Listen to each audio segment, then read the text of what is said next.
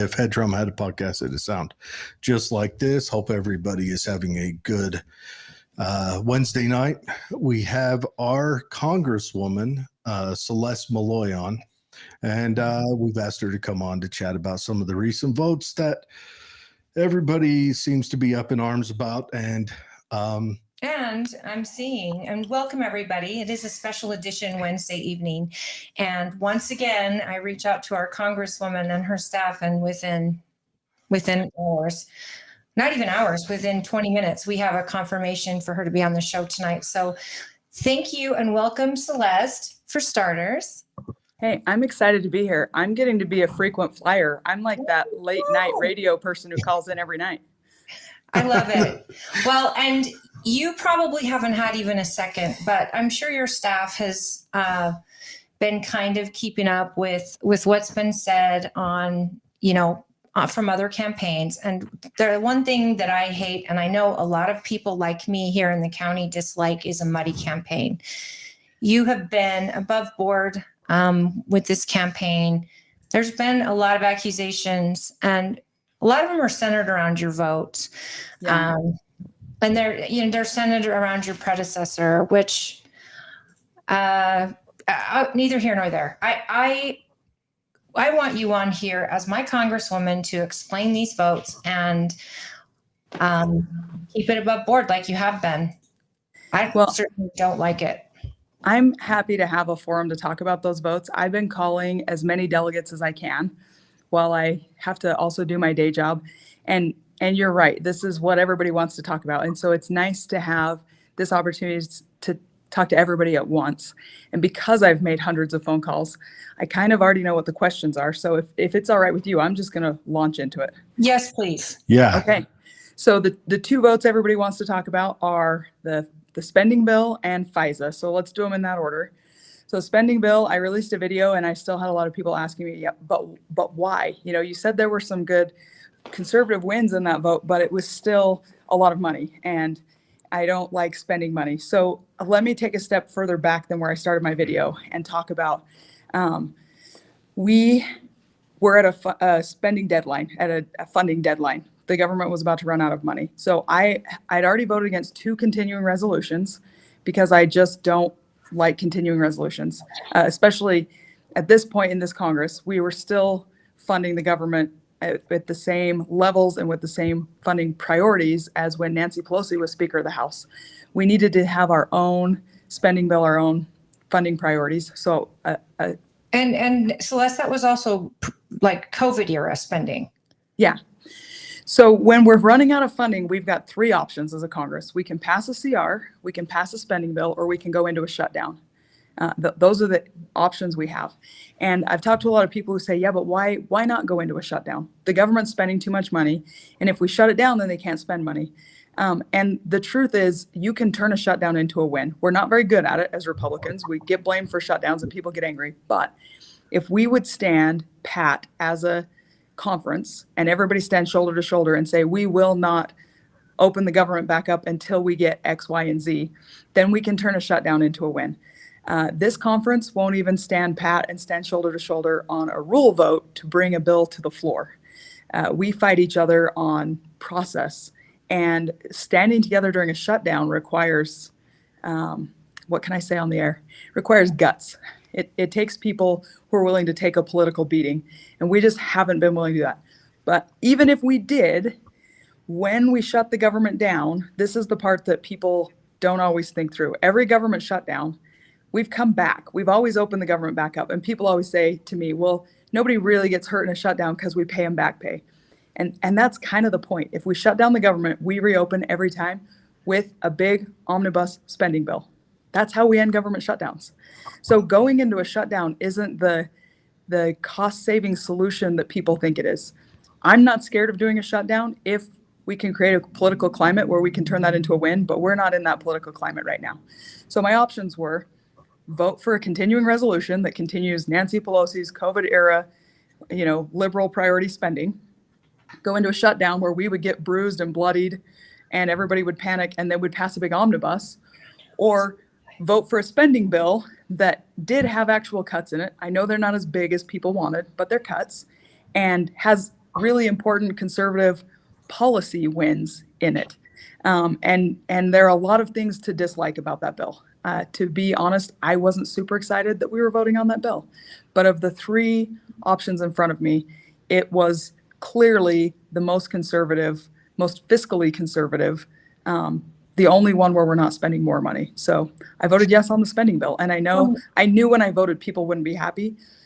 So I immediately went out and started talking to people. 24 hours later, I was on a stage in St. George explaining that vote. And I made the video, and I think I came and talked to you guys. I went on every radio station that would let me on, because when I take votes that people aren't going to like, I try to make sure they at least know why I did it. And if they disagree, that's fair, but I want them to know what was at stake and how I arrived at my decision. For me, Celeste, I think a lot of Americans are sick and tired of paying for Ukraine and all this money going to Ukraine. And you did say that when you were in your debate with Bruce Huff, you were done with Ukraine as well until it gets an audit. The public, what do you know that we don't know that would entice you to vote for another spending bill to Ukraine? Has there been an audit done? So yes, there has been more reporting from Ukraine on how they spent the money, but also I voted against the Ukraine bill.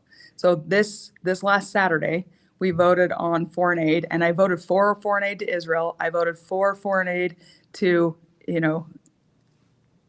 Taiwan and the Indo-Pacific.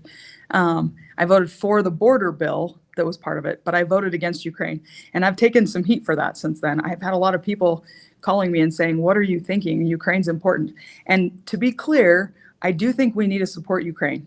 But I feel okay supporting them with lethal aid, sending them bullets and weapons, but I don't want to send them cash. And that bill was a lot of cash. You've said that time and time again, that there was no accountability with cash. Yep. Was that bill separated? Yeah. So in the House, we voted on 4 separate bills, but then they got combined into one bill to go over to the Senate because the Senate wouldn't vote on 4 separate bills. See, can you make us go live Facebook? Because a lot of people don't. No, I cannot. I can't. They changed something and it wouldn't bump live. There's nothing I can do. Okay.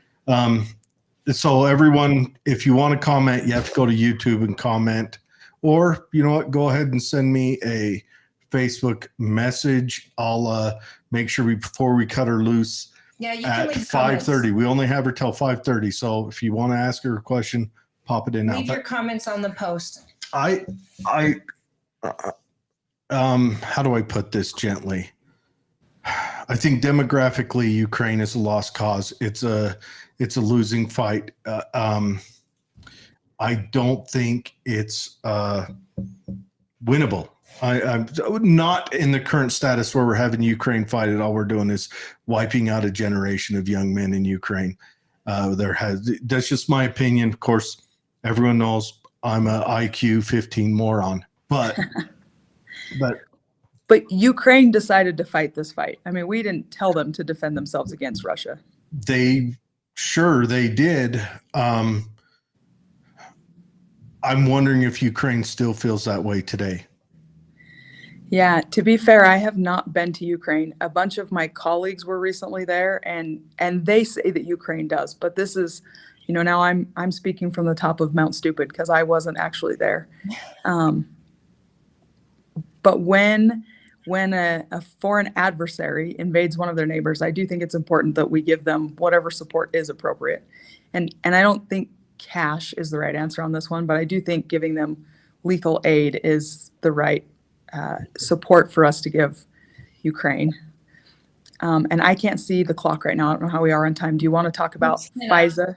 I do want to talk about FISA because you're getting so much flack for giving away Americans. Now, I know you said, and we posted your video here, and you said that actually you've caused your votes and the reform that you created was that now the FBI will actually be in trouble. There will actually be punishment and penalty. My question is, and what people are saying, well, that's great and good, but you got to catch them first. Yep. And what are we doing to try to catch them? And why are we just not ending FISA altogether? Because we think, we all know it's a violation of our 4th Amendment. Okay, so that's that's a good segue because I think I usually start too far in on FISA and talking about the reforms. So let's take a step back and talk about FISA itself. So FISA, the Foreign Intelligence Surveillance Act, authorizes our intel agencies to surveil foreigners outside the United States. Foreigners outside the United States don't have Fourth Amendment rights. And so you already have to have a warrant to surveil a U.S. citizen. I mean, that is the Fourth Amendment. We don't have to pass a bill for that. It exists. But foreigners outside the United States do not have Fourth Amendment rights. What's been happening, though, is that when these intel agencies have been surveilling foreigners outside the United States, they get incidental information on Americans. So Right. if they're surveilling, somebody in Taiwan who has connections with the Chinese Communist Party, that person may also be communicating with U.S. citizens. And they're getting, if they get the phone, they get all that information. And that information is sitting in a database. That's what the 702 database is. It's the things that have been incidentally collected. And there's a lot of information in there. Congress can't actually get a straight answer on how much information is in that database. But some of the things we know are like when these abuses were running rampant and there wasn't any oversight, people were doing things like running their Tinder dates through that database to see what they'd find. You don't run your Tinder date through a database you think only has information on foreign terrorists. I mean, unless I've never used Tinder, but Well, if you've got your settings, so that you're only finding people from the Middle East who hate Israelis, then maybe Yeah. there's a reason to run them what through was there. that But congressman from California, Swalwell?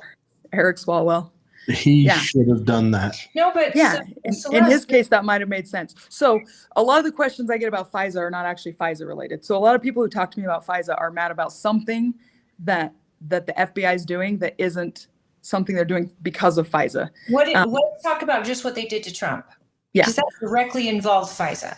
Yes, it did. Okay, so Carter Page, they were gathering information on Carter Page and using this FISA database for it. So in the 56 reforms that are in there, some of them are that you can't use a news article or opposition research as grounds to get a warrant. So if someone writes a news article and says you're a terrorist, they've got to be able to find some evidence to corroborate that to be able to go run you through this database. And don't forget, in the Carter Page case, they did have a warrant. They just lied to get it. Yes. And so that's why, for me, the punishments were so important, because if you have rules, but the FBI can break them, then you don't really have rules. Right. So you can't use opposition research or news to get a warrant. You also can't run anybody through that database to get evidence of a crime. You can only use that database when it relates to surveillance of foreigners outside the United States. And 90% of the people who used to have access to that database don't under these reforms. So only 10% of them still have access. And then when they're querying the database, there's a 100% audit of those queries. So you've got to say who you're querying, why you're querying them, and there's an electronic trail. And it's got to be linked to surveilling a foreigner outside of the United States. 100% audit by an outside entity, and then that audit gets reported to Congress. So that's 2 layers of oversight outside the Department of Justice. And then, as you mentioned, sorry, go ahead. What's the outside entity? I don't know yet, but that's what's required in the law. With this new thing too, I mean, you say there's a lot that you really don't know about what's contained in that database. Why is that? You're Congress. Why is the FBI overstepping the duly elected representatives to hide? I mean, this is Remember, their building infuriating. is the J. Edna Hoover building, so that says it all. But what can you do to change that? Will this change that? That's what these reforms are for, to change that. So an outside entity has to do an audit, then they've got to report to Congress. And it's not just to Congress, they've got to report to the Judiciary Committee. So the people who are on that committee are people who are very interested in holding the FBI accountable. And it's kind of the nature of that committee that it'll always be made up of people who are interested in holding the FBI accountable. In the video I sent you, I was talking to Kelly Armstrong from North Dakota. He used to be a defense attorney. He's very skeptical of somebody who has the authority to spy on Americans. That's something he's always going, or somebody like him, he's leaving Congress, but somebody like him will always be really skeptical, and they have oversight authority. So FISA is an important tool. It's an important tool we use to spy on foreigners We know that there are people in the world right now who do not have our best interests at heart. We know that Russia and China and Iran are all planning things, and we've got to have the ability to watch what they're doing, but we can't let that important tool be weaponized against Americans. And that's what the FISA reforms are about, making sure that this tool is used the way it's intended to be used and not abused to spy on Americans. And I felt like the reforms we got in there address those concerns and make it so we can't have another crossfire hurricane, and we can't have a Carter Page situation. And if somebody tries, they're going to jail. They get jail time for that now. And I just have to believe that if you're an FBI agent who's getting overly zealous and wants to go after somebody like Carter Page, you're sitting there at your keyboard trying to decide whether to type in this query. In the back of your mind thinking, do I want to spend a decade in prison over this? You make a different calculation than before, where it's like, I'm the FBI, nobody knows what I'm doing, and nobody's going to come after me. So this gets me to another point. Yes, it does good things when it's spying on foreigners, but this brings me back to the border. Yeah. A lot of these foreigners are coming over the border now, and a lot are unaccounted for. And if they're able to track people, say in Iran, who've now crossed the border, are they still able to track them now that they're on United States territory? Nope. How did you vote for protecting the border? So I voted for the border bill on Saturday. People are saying you didn't. Yeah, no, I did. There's a lot of bad information out there about my votes, and my social media says how I voted on all of these, so you can go check that out. And also, it's pretty easy to check. It's a matter of public record. But I did vote for the border bill, and it would have passed if we had passed the rule related to it. But our own Republicans fought us on the rule and made it so that the rule didn't pass. So we had to vote on suspension. And on a suspension vote, you have to have a 2/3 majority for it to pass. So we had a majority, but it didn't reach 2/3. What was the rule, Celeste? The rule was just that's the ground rules for how a bill comes to the floor to be voted on. So I always vote on a rule and then vote on the bill. So we talk all the time about the 72-hour rule, and that means the time between the rule and when we vote on the bill. So it's just a procedural thing. Any Utah Republicans that didn't have your back on this vote? No. Well, which thing do you mean, on the rule? On just this spending and not spending on Ukraine, the border bill, border bill. Why is every single person in Congress not voting to protect this border?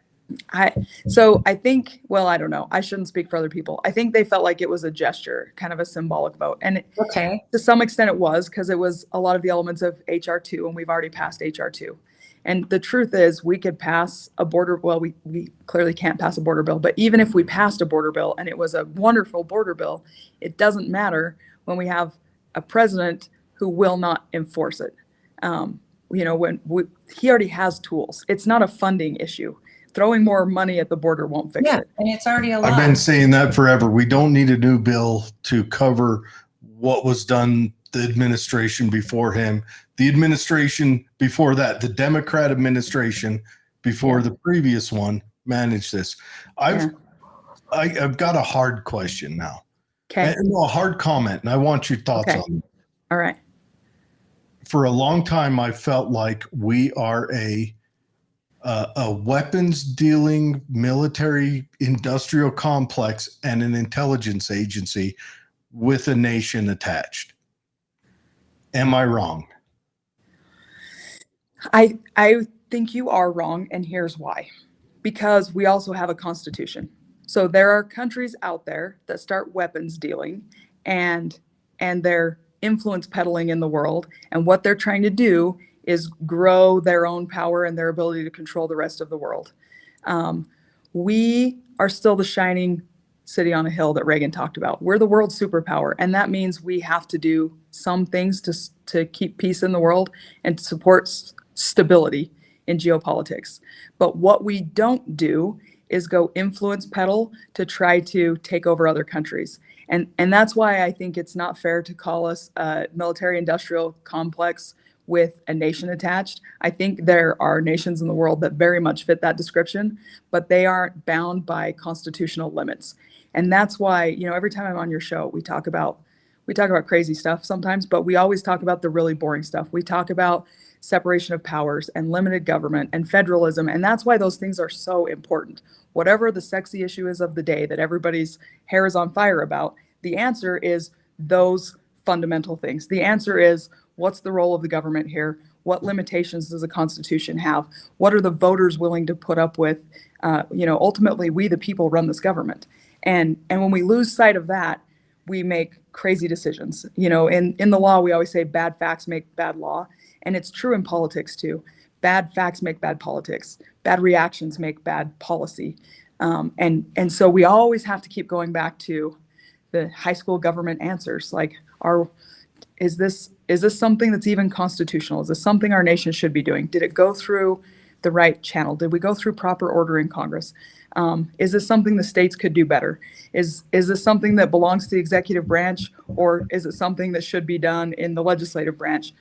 That's what makes it so that we're not just a military industrial complex with a nation attached. Well, I agree with you. Here's what I picture. Okay. Is we're sending money to Ukraine and Israel so they can turn around and buy weapons that we manufacture And build Yep. more walls. therefore putting money into our undoubtedly wealthiest 1%, which then floods the market, which then drives up our inflation, which is pinching all of the lesser folk right now. And that's just my picture. And I may be wrong Yeah. because, again, IQ 43 moron, but that's what it I feels. I agree with you when we're sending out checks to everybody. What we're doing is just flooding the market and creating inflation. When we're buying actual goods, which is what's happening when we're sending weapons to countries, then you are supporting an economy. It's an economy that we don't always talk about, which is weapons and military technology. But a lot of that is destruction is by its very nature an inflation economy. Yeah, but Okay. what bothers me is Because it's not an economy that circulates. It's an economy that goes pop and then it's done. and sometimes we choose the wrong people. Sometimes in the history of our United States, Well, we have chosen the wrong people to lead, and we always end up having to build back better the places that we get involved with where our military has destroyed. And I think that all of that on the back of we're taking out loans to do this for other people. And right now, Ukraine is funding the wall they're building on the Russia border. And Israel is actually- putting up walls. And, in retrospect, for Americans, that's aggravating because you're loaning Yep. this money and we don't even have it to do that. And then when I see a CIA or FBI who's going around our actual Congress and Senate, I really, really am aggravated. I appreciate the reforms that you put in there because I think at the end of the day, and I hope you got a lot of people on your side for this, because the American people are done. I mean, if you were to walk into Congress tomorrow and get the majority on board to absolutely obliterate the CIA, I think the American people would applaud you and be happy. Most of us don't know what they do. But we do know they have a lot of influence in other countries that could probably save us some money just to get out. So the reform, there has to be some fear there when they're spending our money, when they're taking our liberties. And our Congress has let them for years and years and years. And there has to be accountability and transparency. Anytime there are taxpayer dollars involved, there has to be accountability and transparency. We have a right to know how our taxpayer dollars are being spent. We need to spend fewer dollars. We all agree on that. But whatever dollars we're spending, we need to be able to account for them and know where they're going. And I do think you're right, Holly. People are just fed up.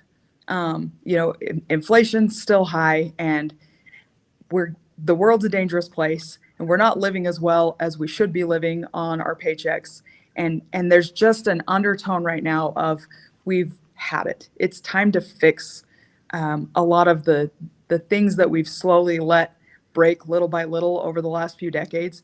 And, Jared, to your point, nobody wants to be in another forever war. And I think there's an important distinction to be made here of the places we just talked about. We're not sending troops, we're sending lethal aid. And that is an important distinction, that we're not sending our sons and daughters to die on foreign soil in these conflicts. But if we let them spin out of control, we're going to end up in a hot war. Then we're sending our own kids into these wars.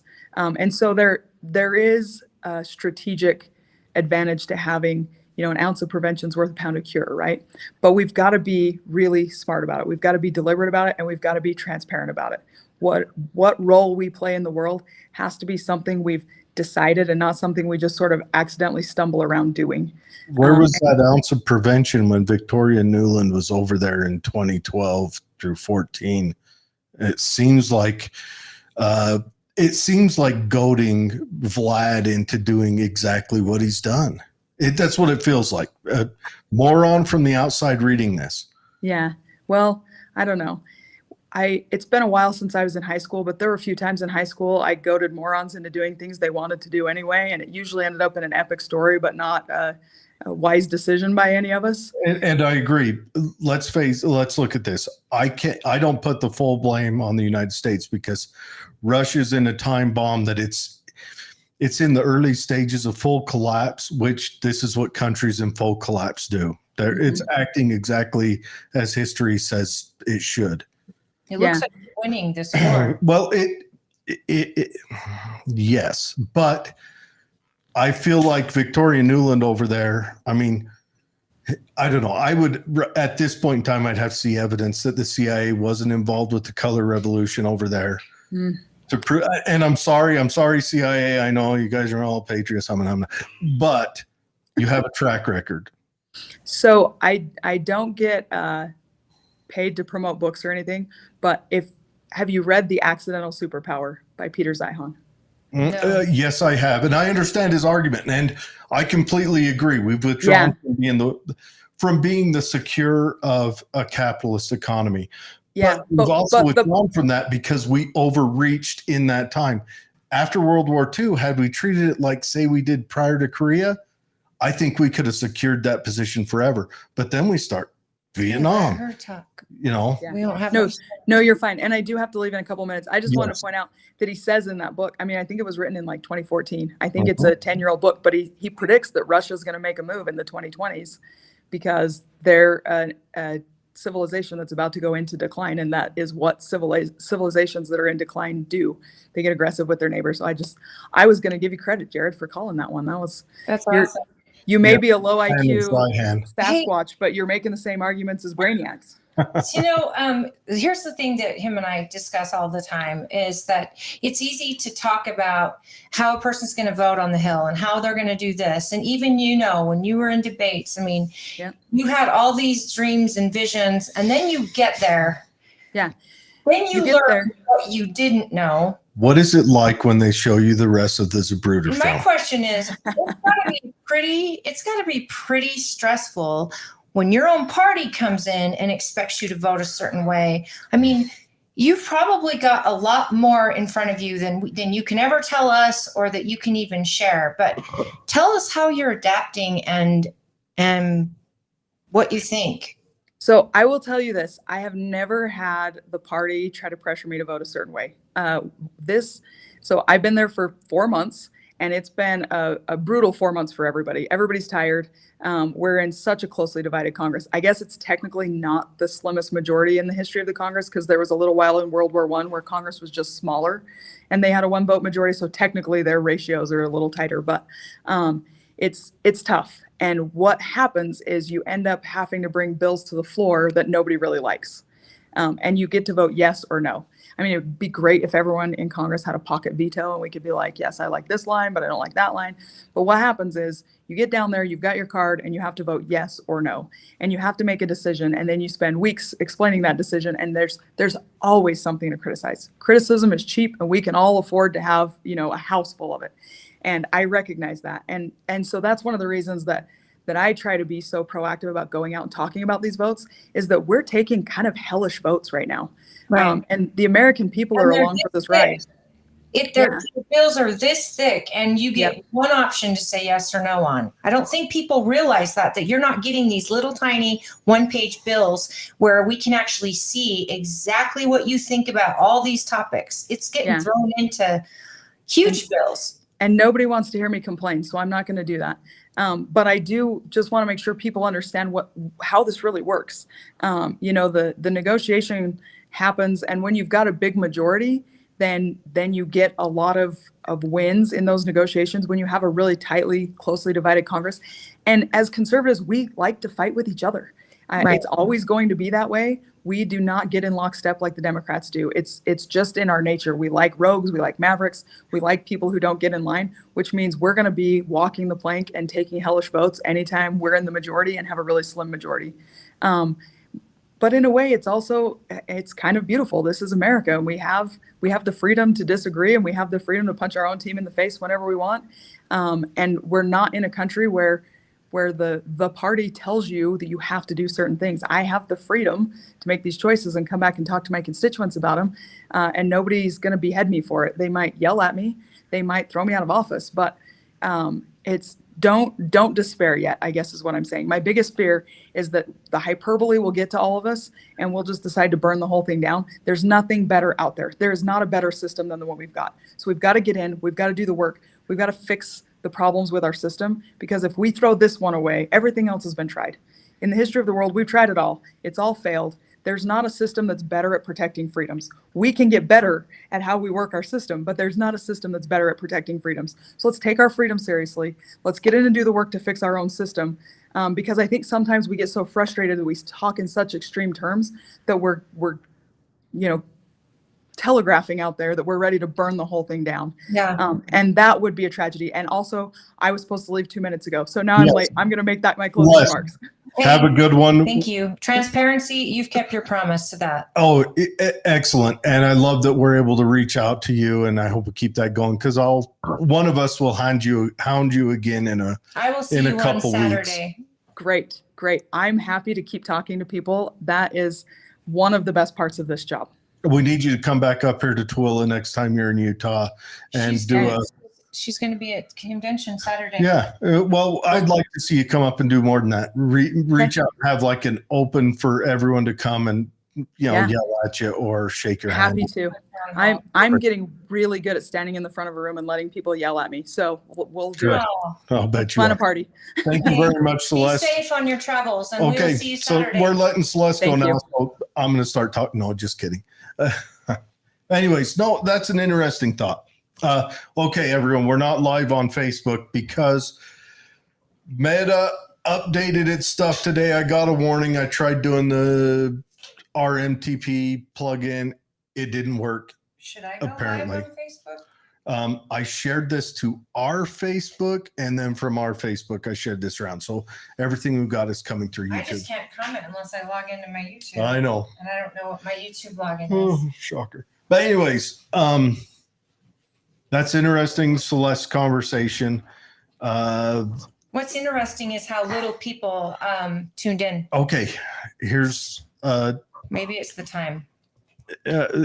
I think it's that we've got this oblong. I mean, we've got anyway. So here's Peter Zeihan's book. He is correct on all of it.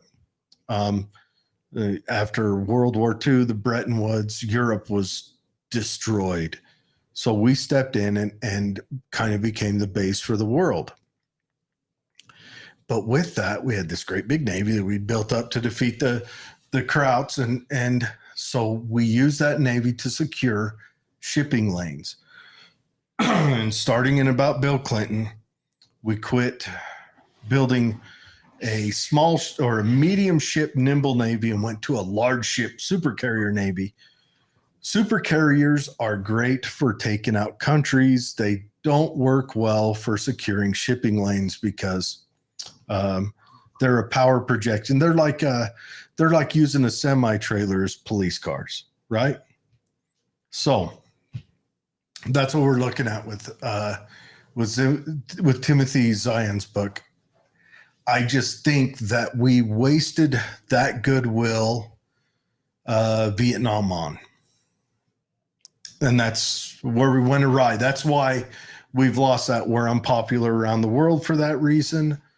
And we keep getting more unpopular. We're unpopular because we send in who should be rulers and then we take them out. And if they're not working well, I mean, isn't Gaddafi one of those people? Gaddafi was one of our guys. We got involved in Egypt where we probably shouldn't have there. Hell, Saddam Hussein. I mean, yes, when he was doing the gas stuff against Kuwait, Noriega. but to go after Saddam Hussein after 9/11 Saddam Hussein was strange to me. Saddam Hussein was our guy. We used him to overthrow his uncle and kind of reform the Ba'ath Party. I don't understand why we consistently get involved in these other countries and then It's we tough. destroy them. And it's like George Soros's playbook. You know, you Venezuela. I mean, you take these thriving countries. Venezuela. And then you just destroy them. Venezuela did most of the damage to themselves. Let's be clear about that. I mean, when he went around and expropriated everything and then put cronies in charge of stuff. I mean, everyone says that old Hugo Chavez was a great leader and everything else. Had his moments when he was great when he expropriated everything while it was still working. And then he put his brother-in-law in charge of said things, or his friends or his cronies in charge. And then they didn't allocate for maintenance and repair. So his refineries and wells, which they were a kind of a single product economy working with just oil and specifically crude oil, because their refineries failed, they didn't get the maintenance, so their production value lost. It kept dumping. And then he took all the money from that and he wanted to be real popular, so he threw bread and circuses at the people, you know, in a bunch of programs. I don't even see this on here. So go to live. Nope, that's not it. I know it's on there because I'm sharing it unless it's froze, but maybe it did. Anyways, this is it right here. That's it right there. I'm listening to it. That's so strange. I know. It's Meta did an update. I promise everyone I will learn how to run their update. I tried putting it on RNTP. I tried doing a manual bump over. Apparently it didn't take. I don't know why. I wish I could fix that. So let's talk about what's going on in the. Well, we've got convention coming up Saturday. Mm-hmm. Tomorrow night, we've invited state delegates to come out and just meet and greet with each other. We haven't invited candidates. It's not a place where candidates are coming. We do not want state delegates coming there to convince everybody on a certain candidate. What we want is shared knowledge. So for the delegates who maybe didn't get to sit down with Celeste or who didn't get to sit down with Colby Jenkins, they can go and ask questions to the delegates that did, or read the notes, or maybe there is a state school board candidate that somebody knows more about. So normally we don't do this in the county because I don't like groupthink. And at the end of the day, for convention to work, it has to represent the constituents, the precincts, not all the delegates get together and decide on one person. You know, we do like that we don't fall in lockstep, and we are free thinkers. And my neighborhood doesn't vote the same way as your neighborhood. And so that's why they voted for me to be a state delegate, and for you to be a state delegate is to represent your precinct, me, mine. So we wanted, some delegates wanted the opportunity to talk to others. Some wanted to find out about candidates and what they've learned. And we plan on just having a little thing at Stansbury Clubhouse tomorrow, starting at, 6, I think. I've got she planned it single night. Anyway, so new. Holly is she's got we'll call this election drunk brain. Yeah. But anyway, I'm running for election also. Oh, and Holly's trying to become one of our CD2 national delegates. Yeah, national delegates. Our college, our what do you call the it? Electoral College. I'm Electoral College also to delegate. Be a national voter. So yeah, so and nothing big, just And for everyone wondering about voting for her, she's all in for the Big Don. So that's Yes. where we're at. I don't know. It's an interesting time. And he said Don, D-O-N. I want to talk about, okay. So right now, Donald Trump is in a trial in New York. It's interesting. I don't know much about it, but I don't know. I don't know what the precedent is. From the outside looking in, the reporting I see, seems like the judge is being awful partisan on it, and he's trying to do a punishment from the bench during the trial. But I don't know, because I don't know what the You think he's going to get a fair trial? Is there anyone in this country who doesn't know who Donald Trump is and who doesn't already have a decision regarding how they feel about him? In New York? I don't think Donald Trump's getting a fair trial. And do you know that a senator just put a bill up that says, and imagine who we might be thinking about, that Secret Service protection will not be given to anyone that is charged or convicted of a felony in prison. If that's not saying, oh, we want him to die in prison, I don't know what. Yeah. Would they feel the same way if Hunter Biden went to prison? I saw that. Do you think? It is wild. What do you think? Because that could switch real fast, folks. What if it's Hunter Biden that ends up getting federal charges and seeing a day in prison? Would they not expect him to have Secret Service protection? Because I would expect that.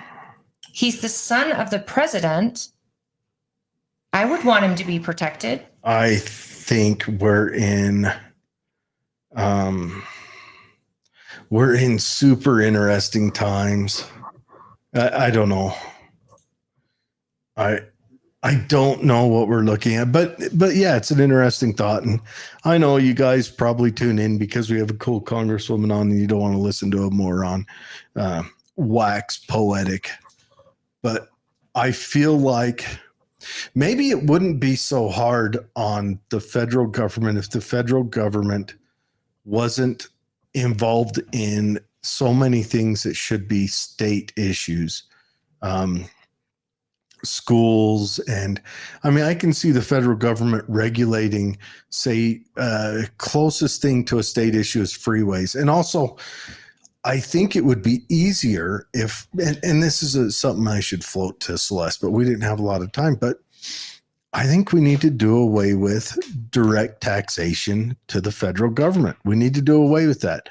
We should be taxed by the states, and then the government levies what they need from the states, and they can do it through tariffs, which will put obviously us at a disadvantage because the coastal states where you'll get most of the transportation coming in from foreign countries where tariffs collect the most. I mean, that is where the federal government used to make its difference. We climbed our way in, 180 years to the top country on earth with no taxation to the people, just tariffs. And then we reached the top, and now they tax the people pretty close to 50% of what you make. And this is how society's collapsed. Yeah, pretty close to 50% of what you make. And we're on a slide down. What I'm worried about is that we keep getting involved in foreign stuff. I mean, BRICS right now, not concerned with BRICS at all. Explain BRICS to people. BRICS is a banking model to replace kind of the SWIFT system, which is made up of Brazil, Russia, India, China, South Africa.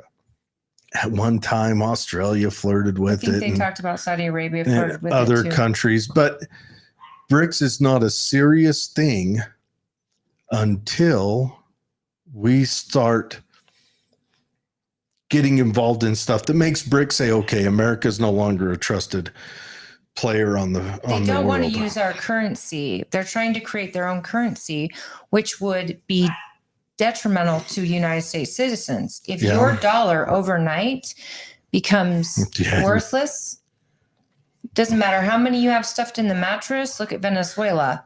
Yeah, The currency is worthless. that's what I'm worried about with this. Okay, we're sending money to Ukraine. We got to support Ukraine. That money that's going to Ukraine is actually going to buy bombs and guns, which is an economy of destruction. It's an economy that just goes This away. is what you were trying to get And into. then, so they to send that explain money that. to Lockheed Martin, those companies, those military industrial complex companies. Those companies take the money, flood it into the market. That automatically inflates us right there. So they just took 113 billion this last weekend and made it appear. 113 billion. Now, granted, that's not a lot when you look at 34 trillion. Yeah, but 113 money they billion didn't isn't a have. huge number, but you flood the barrel when you keep putting drops of water into it.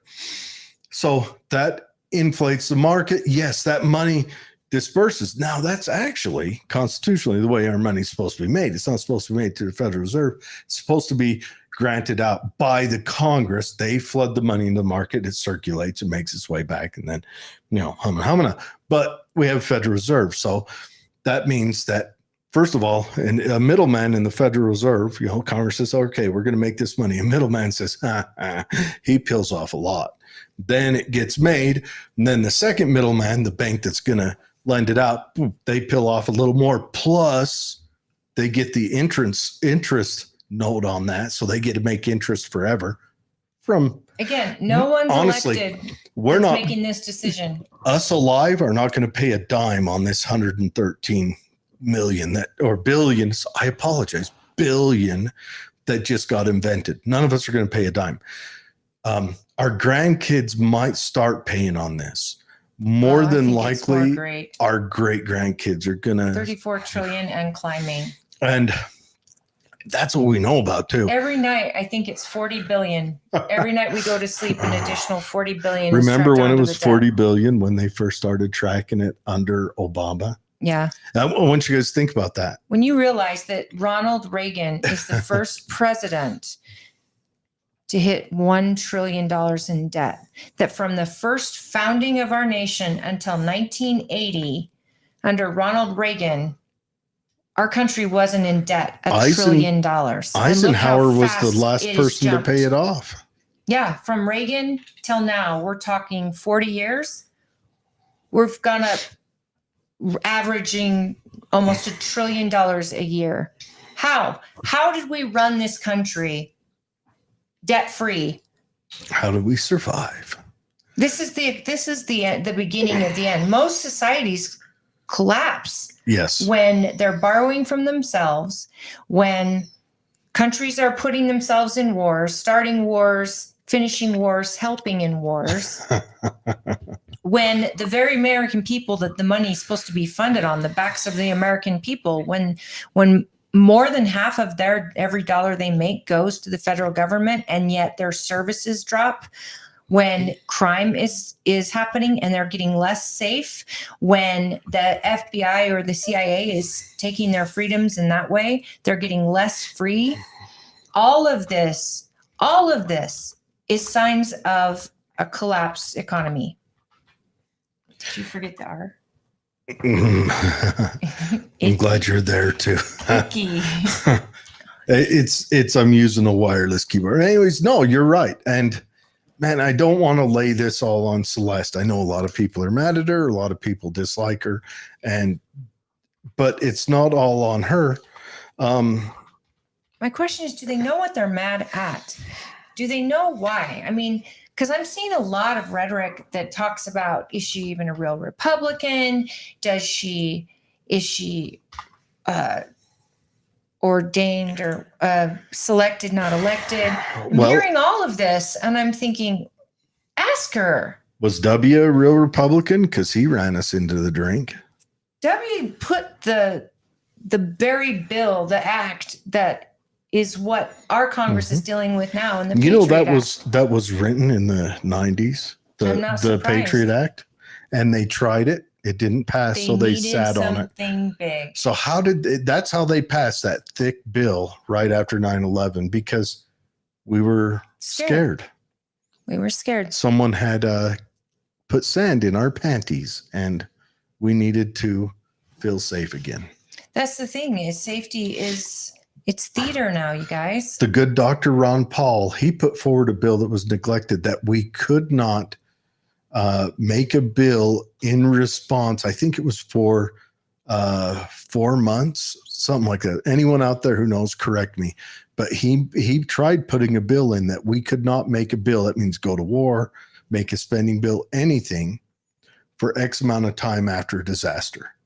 Okay, grief counselors tell you, after you suffer grief and something big in your life, whether it's a loss of a home, the loss of a loved one, a spouse, grief counselors, financial advisors tell you, do not make any big decisions at least for 6 months to a year. So you're saying Because quit you're electing not lawyers? You're not thinking right. Because We need to start grief electing and grief fear- counselors.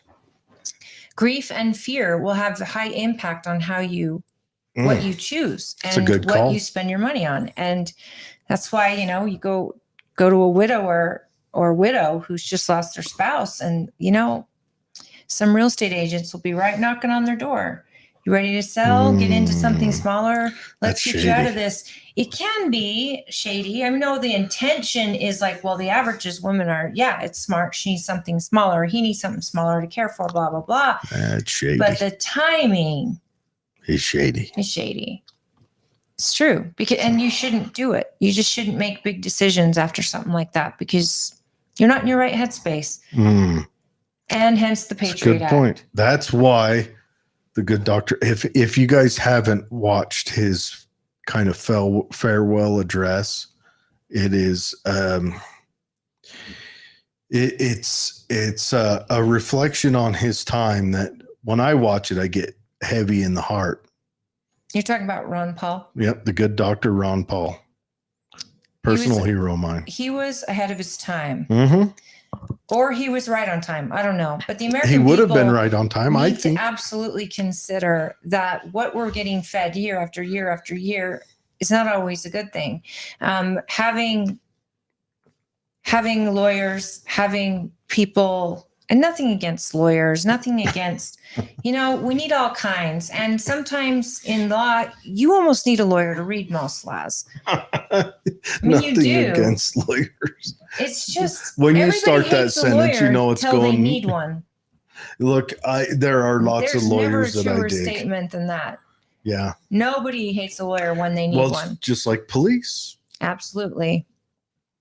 You it's just like police. When you need police, That's when you pretty much. you It's love just them. like atheists in a foxhole. right? Atheists in a foxhole.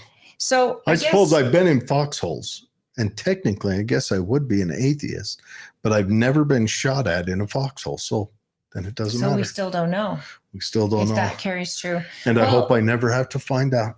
This is a little early, but I wanted to let you know that those of you that are hang out with us, because we're going to have Ricky Hatch on. He's running for state auditor.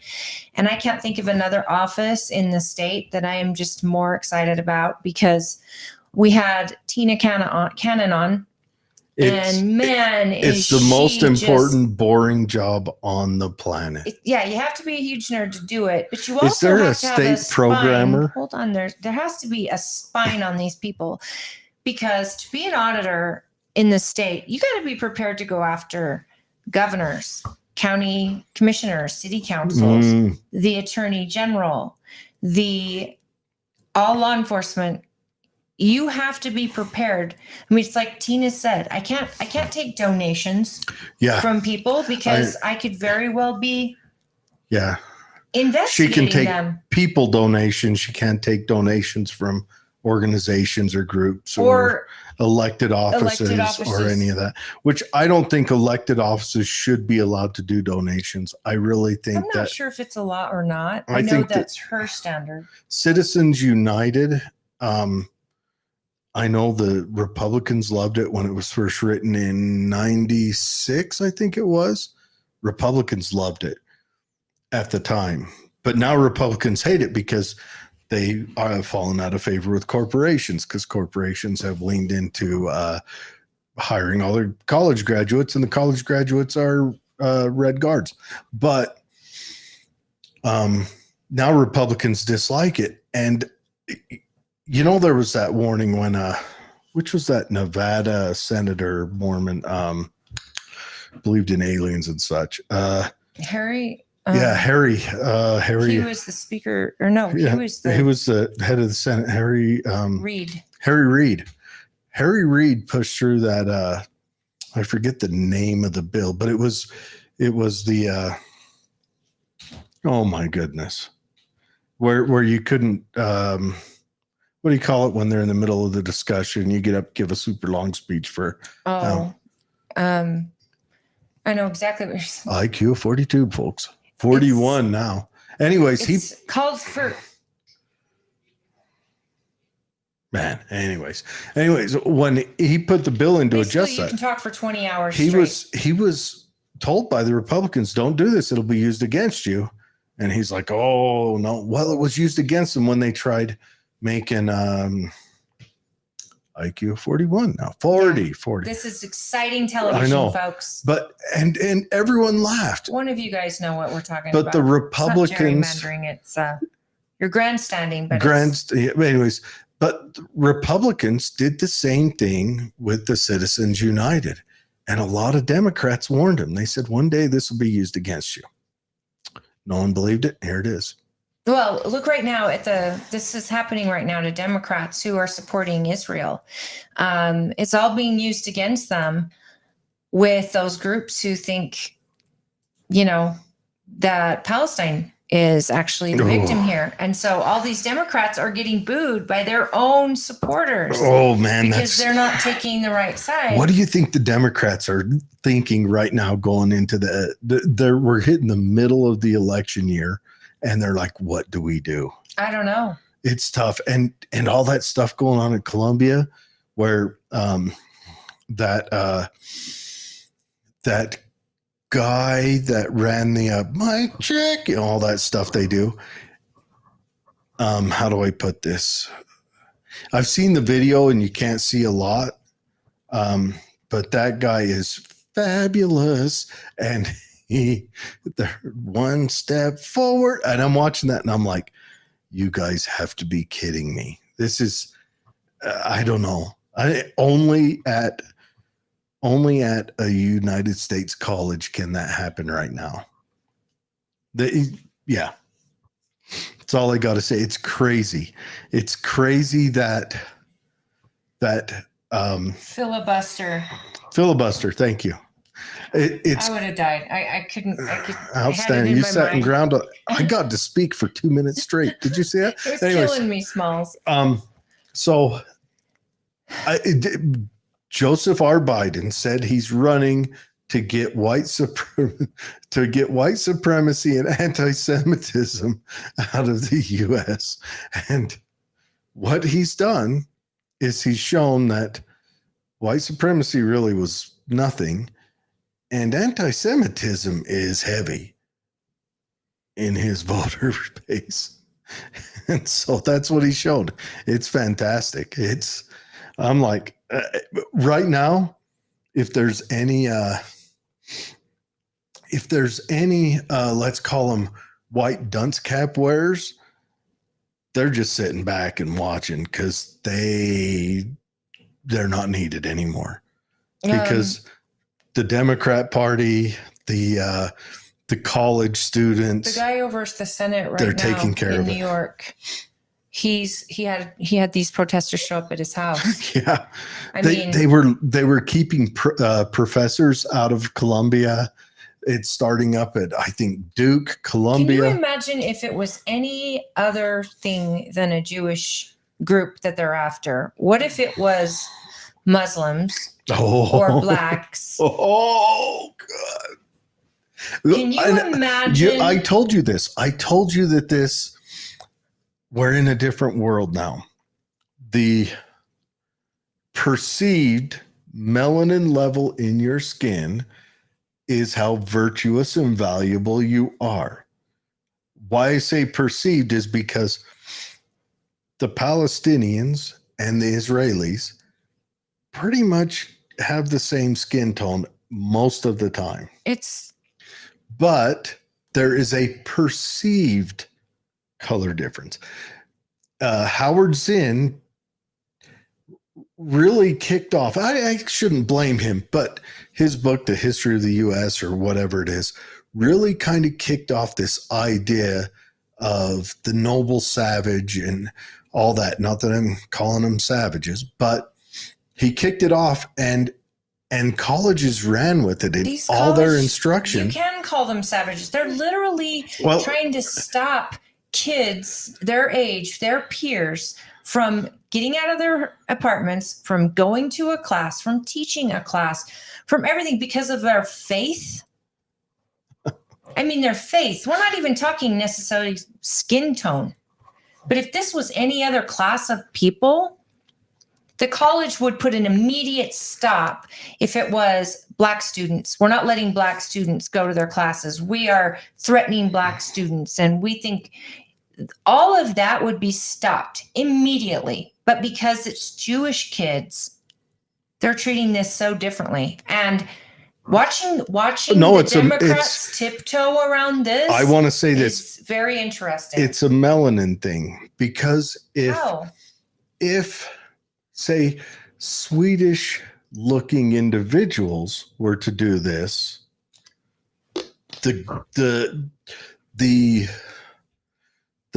media complex would come out in support of the Jewish people, because there are a lot of white kids. It's a melanin difference. No, These colleges are loaded with white kids who are doing this. But it's not the kids protesting, it's what they're protesting for. So if the college kids, let's say Israel and Finland got into a tiff, right? Mm-hmm. And the college kids came out in support of Israel, but the enemy was Finland because of that perceived melanin difference. I don't know. The college kids would come out and say they supported Israel in that. The media complex and on all that would be in support of the college kids. But don't think so. I disagree. I don't think the melanin has anything to do with it. It's all about who has the better tan. Right now, we're in tan supremacy. I think that if this was women, if this was gay women or gay men, if this was any other protected class of people. Yes, but it's all about color nowadays. I'm seeing, this is what I'm telling you. I am seeing these white kids. They're the ones gluing themselves to streets and blocking off roads. Sure. It's a lot of white kids who are fighting for Palestine. Yeah, but they're fighting for Palestine so they're fighting for a brown person against a perceived white person. No, that you're looking at. They know Israelis are brown. You're looking at who's marching. What you got to look is beyond that. You're saying Israelis where the fight brown? is. No, I said perceived. I didn't say. I told you just a second ago. They look the same, but there's a perception. Yeah, but that's just for stupid people. Because so what part of what I just said didn't? What part of it I just said? I just said it's a perception thing. Yeah. Well, okay. Well, let's just talk about if it was any other people, any other class of people, this would be a whole different deal. I mean, how about John Fetterman? Talk about watching somebody get the reset button. The secret, I'm telling you, they removed the tumor. Communism's a tumor. Anyway. He's been doing really well. Oh, he's been a champion for the little man quite a few times. I'm pleasantly personally surprised. And give credit where it's due. I don't think I want him running our country. I wouldn't even necessarily want him running my state, but I don't know. Give him a few more weeks on this reset. He might be the best option. I bet his own party's livid. Because they got him in there. Unless he's Michigan, right? Is he Michigan? PA. No, Pennsylvania. Unless you're a blue collar worker in Pennsylvania and he's out voting to empower you what little bit he can. What do you mean? Like what are you getting at there? He's doing votes to try to empower the blue collar workers. Outspoken on the border. Yes, he is. He's outspoken on Israel. Which is a blue collar worker empowerment vote. Sure. and his party's like, whoa, settle down. Like they're even being kind of nasty to Dude, him. he might show up in the next couple weeks in like not sweats and The next thing you'll have like a "Make America Great" hat on, and then just not sweats, just like a, then the world just goes. He might like right now he's practicing the tie. Once he gets that down, that's all I have to say. You know what I love? I love when, because you always see it on the other side. You always see conservatives or Republicans go to DC and then they become more liberal. It's rare to see a liberal go to DC and turn more conservative. Very rare. Let me ask you a query. So we're angry about everything the government's doing, but do you think we would be more okay with the foreign things that our Congress and Senate are doing if they backed away from things that should be in states' hands? Do you think we would be better with that? I think anytime the state is making the decisions for its citizens, it's better. But I think America is this debt. Half this debt doesn't even belong to us per se. It hasn't been spent on us, if not more than half. And here we've got all this debt going to all these other countries. Break it down even more. And all these other countries and their studies and their rebuilding.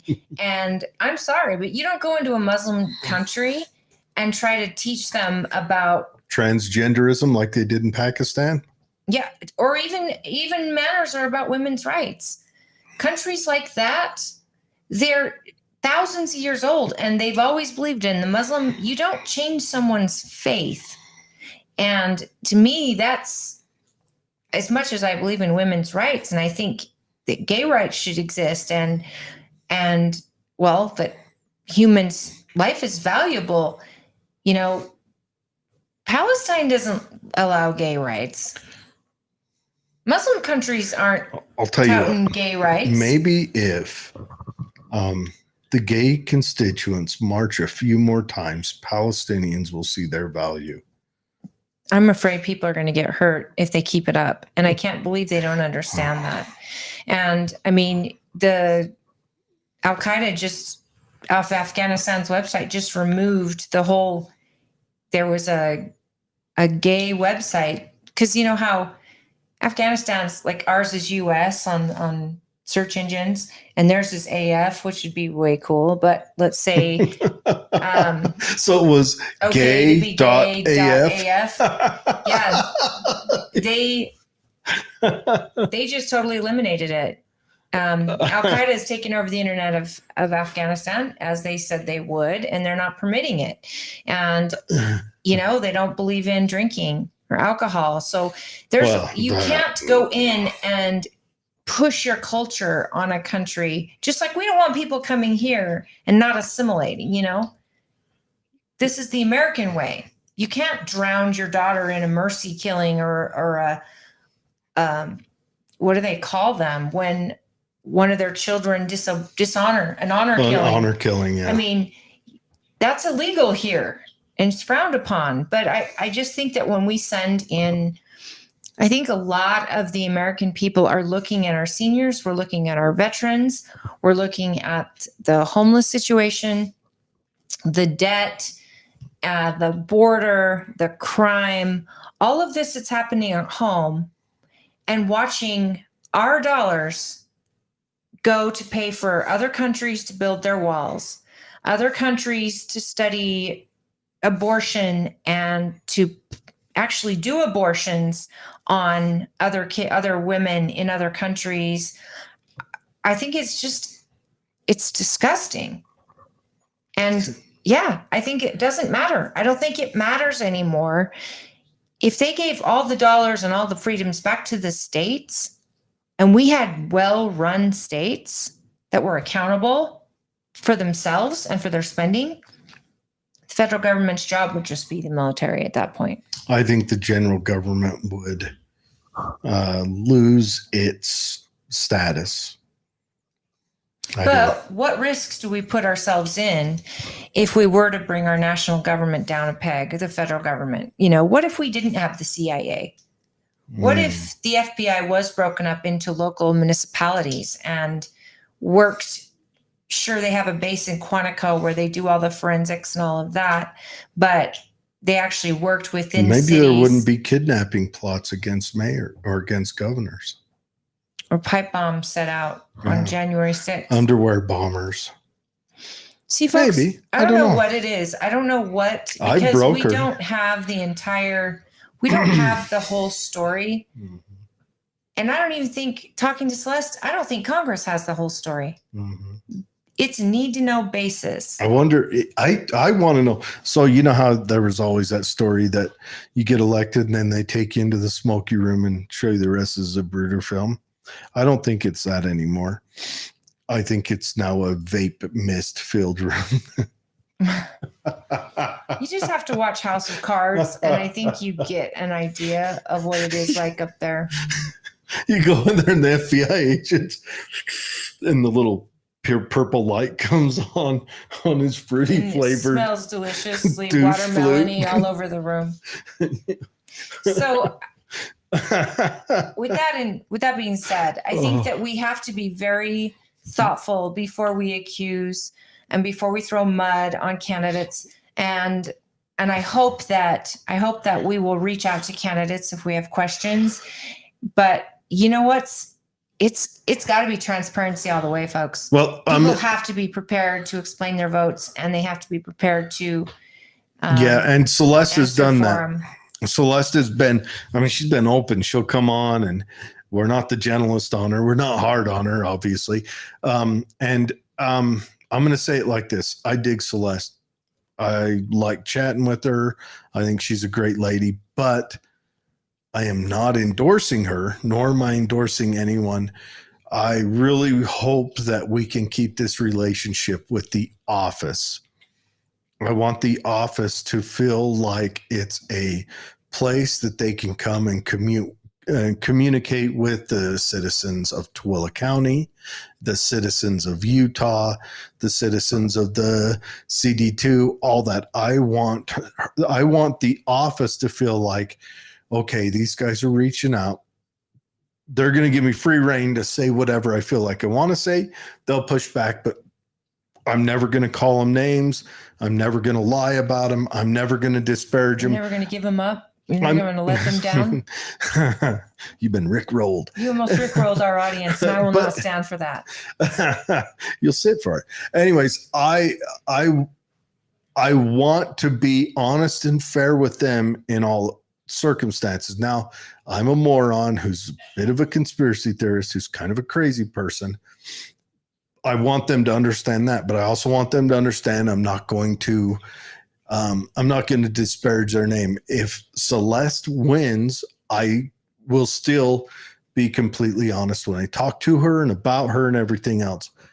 And if she doesn't win, I still want to, I really like her. I want to maintain a friendly relationship with her, but I want to especially keep a relationship with the office. Well, we brought this to Kobe's attention, and I'm excited that he's also said that he would be forthright with us. And I really enjoyed our interview. I just with want him Kobe. to be available. And if you haven't seen it, and if you go to our history on Facebook or here on YouTube, you can watch the interview we did with Kobe Jenkins. YouTube, Rumble, BizShoot. He's running against Celeste. And we asked him then if he would be available for us. Would he be on the show? Would he be a regular on the show? He was absolutely on board with that. I think that's the thing. At the end of the day, these are really good people. And I will endorse once my voters tell me who to endorse. Oh, that's true. Because that is what I do. That's your job. Jared can wait I'm a free man until the general or whatever. But right now, I think it's a delegate's job. Get to know these two, reach out, study as much as you can. And please don't believe everything you read on Facebook. I find that when you actually go to the source, I had a great meeting at our convention with Colby Jenkins. And I know a lot of the stuff that's getting out there that looks real muddy isn't coming from him, Yeah, but his supporters, which you can never control what your supporters are going to say or how they're going to maybe play and hit below the belt. But I really respect that about him, is that he has tried to keep things copacetic and in line and about the issues. he's really kind of a soft-spoken guy. Yeah.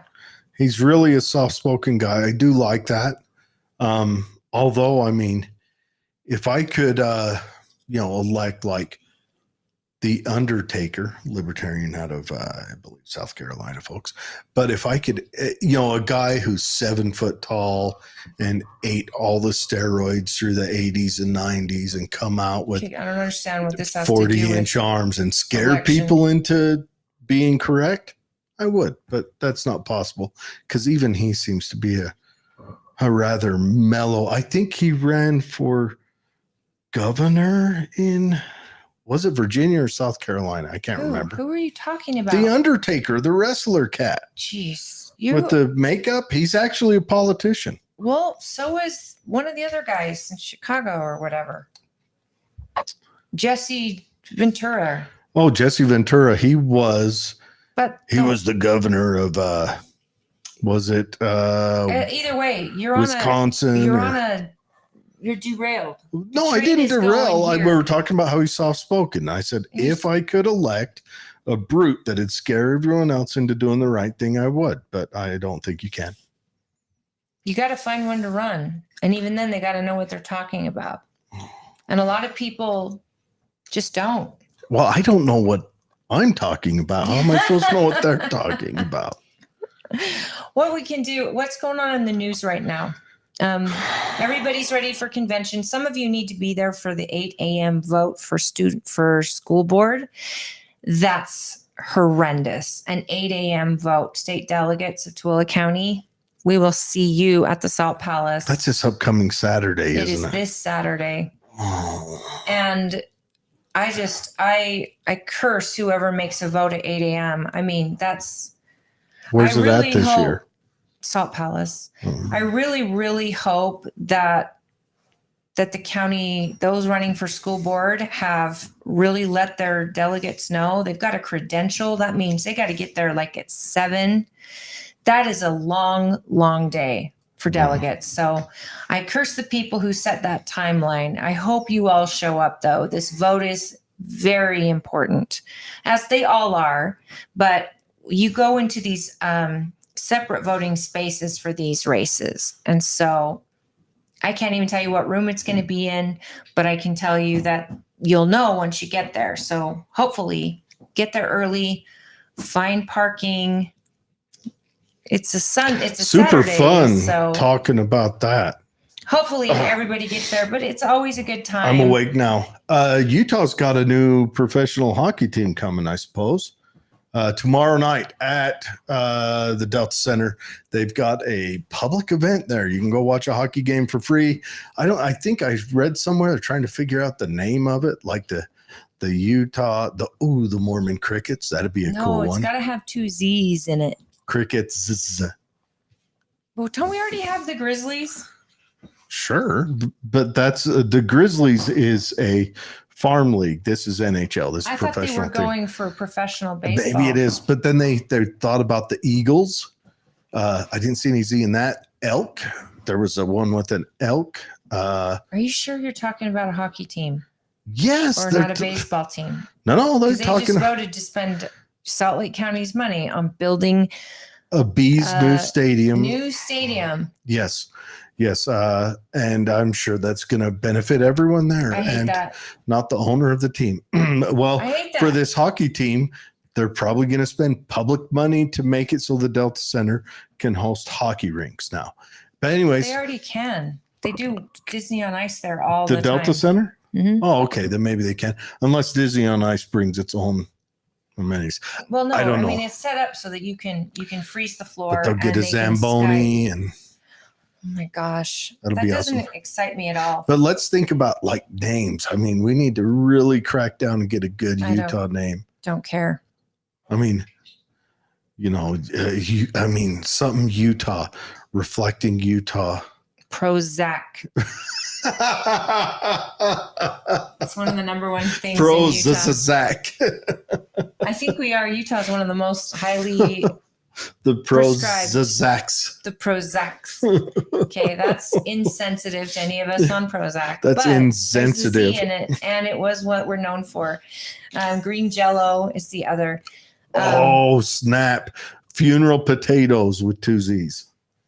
My mom makes great funeral potatoes. Dude, everyone says that. We're in Utah. It's like a competition. You go to a Doesn't funeral even have to be a funeral. or you go to a wedding, and those Relief Society ladies, they all make, a pan of it. And they're just, there's a secret room in every church where they've got cameras. They watch people's faces and they do a secret judging on the back end. I know they do.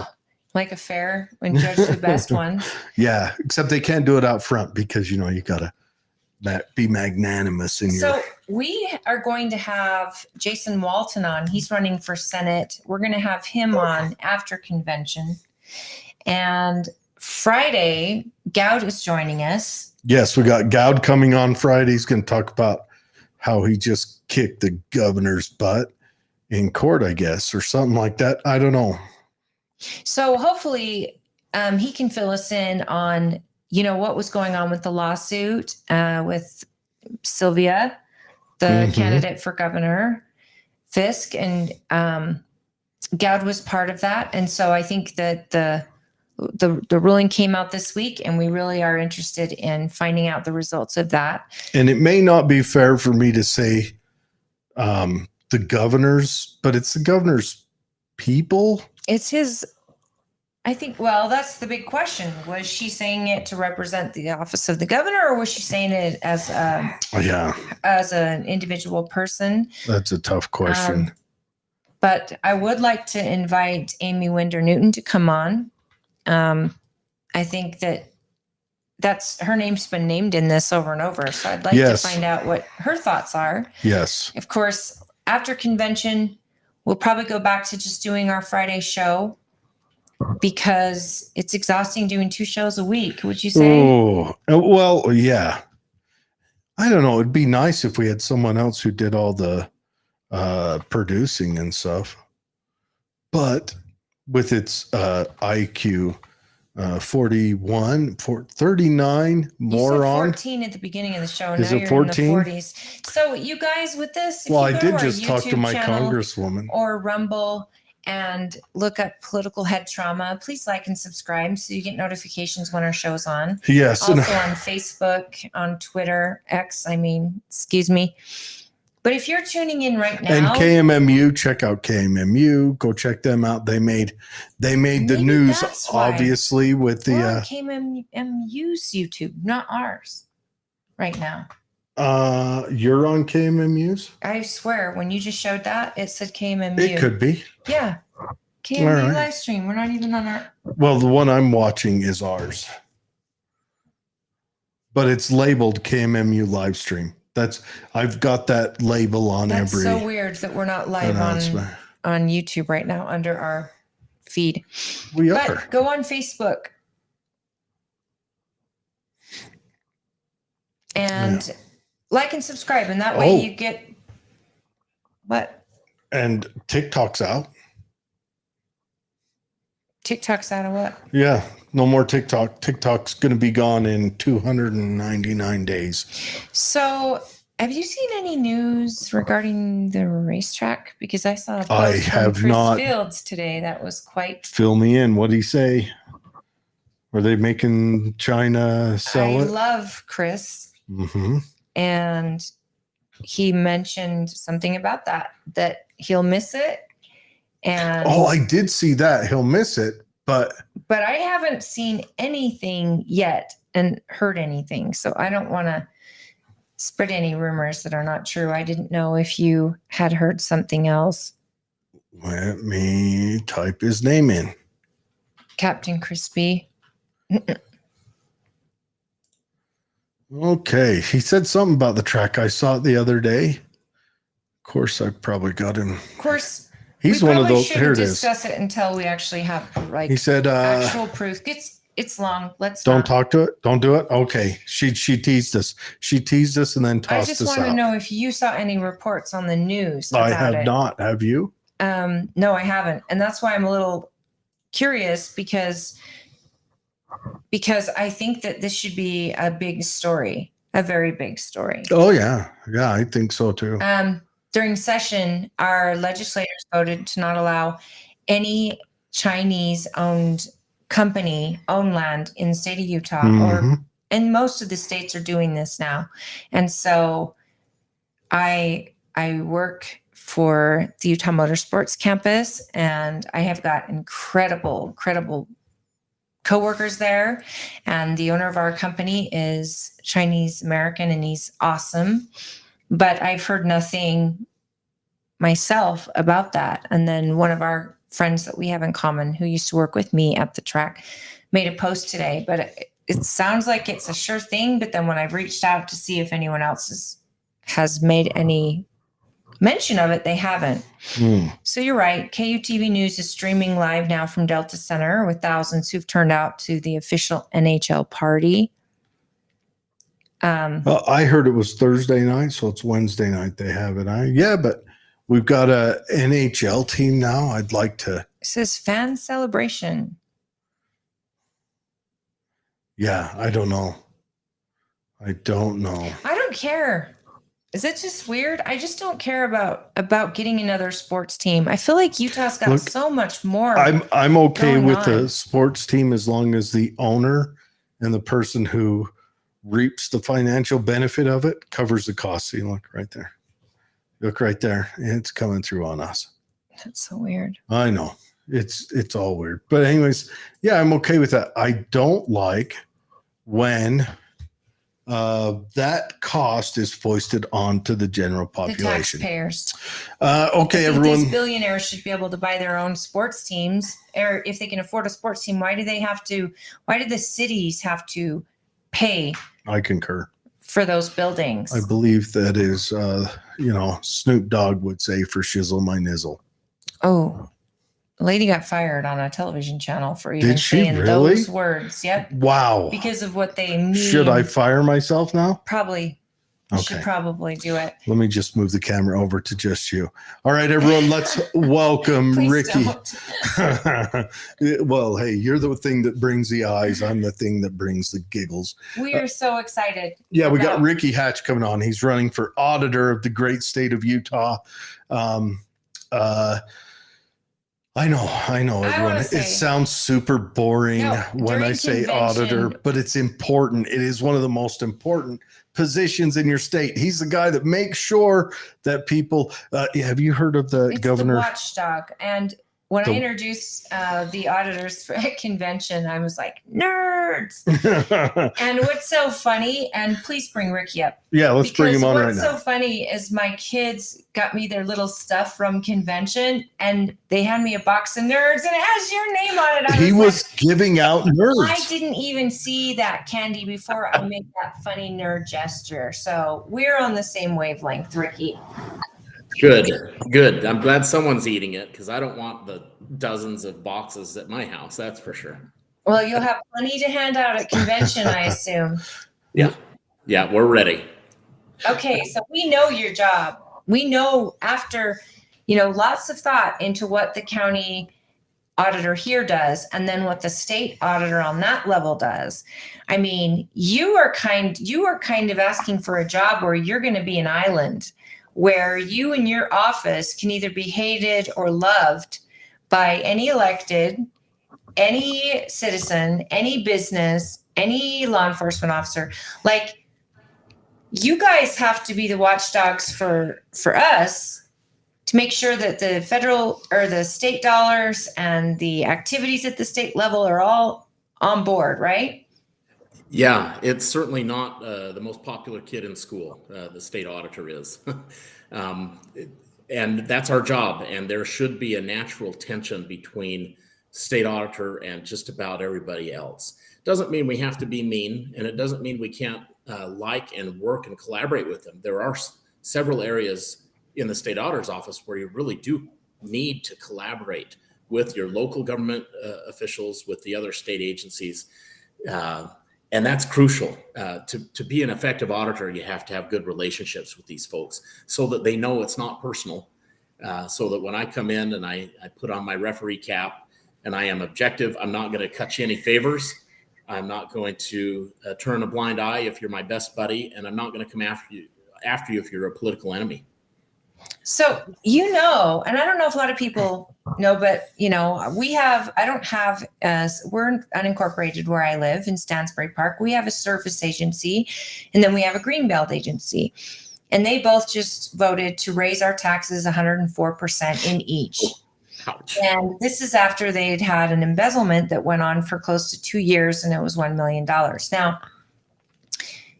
Now, that they don't get the sorry, I didn't know when it comes to mishandling of funds or maybe properly alerting the taxpayer of their truth in taxation stuff.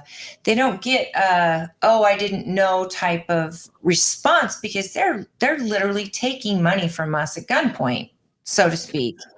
But now, me, the citizen, I've been able to call John's office and say, hey, will you please look into this? Because this is insane. We don't know what's going on. I feel like the board is not, cohesive. They're not getting along, or they're not on the same page. And yet we need extra eyes. And our state auditor has come in and take a look, or sent someone from his office. Can you explain, what's your experience? And have you ever had an experience with a state situation? Because we're talking tons of money. Lead us out with what your current position is. You're the county clerk for Weber County, correct? Yes, I'm the clerk and the county auditor. So Okay. Allison McCoy and Tracy Shaw mixed into one person. In fact, we used to have it that way. And then we voted when we became a city to separate powers. And I absolutely love that we did. Yeah, I think that's a good idea. I suspect that our county will do that within probably whenever I leave office there, they'll split that, because it's a lot. That's a broad swath of work to do. It is. And with election integrity, and everybody wants election integrity, everyone wants that whole focus in the clerk's office to be about those safe and proper elections. Yeah. And honestly, what kind of auditor can audit that when they're in the same office? It just, to me, doesn't make sense to keep them combined, not this day and age. Yeah, you're right. And the weird thing is I'm probably one of 3 people in the whole state of Utah that is an expert in auditing and an expert in elections. And I've been so shocked at how many times I've had to take off my elections hat and put on my CPA auditor hat and really dive into elections through the lens of a CPA, through the lens of an auditor. That's been really meaningful. And I've helped write legislation to help get that type of perception statewide and baked into state law. It's a unique kind of combination or confluence of different worlds. If there was ever a question about elections in the state of Utah, would the auditor have anything to do with that? Because a lot of people don't like that the lieutenant governor's office handles elections when they are actually one of the seats that's getting elected. Would you, an auditor, ever go in and audit elections? The state auditor has dabbled a teeny bit into the world of elections, but John has generally left that aside, left that to the lieutenant governor's office, attorney general, and particularly the office of the legislative auditor general. However, the state legislature can reassign or assign additional duties to the state auditor in relation to elections and auditing. They can do that through the legislative process. And if that's the case, I would be ready to step in. And I really think I'd be really the best qualified person in the state to do that, because I've been doing it for so long and I have both of those backgrounds.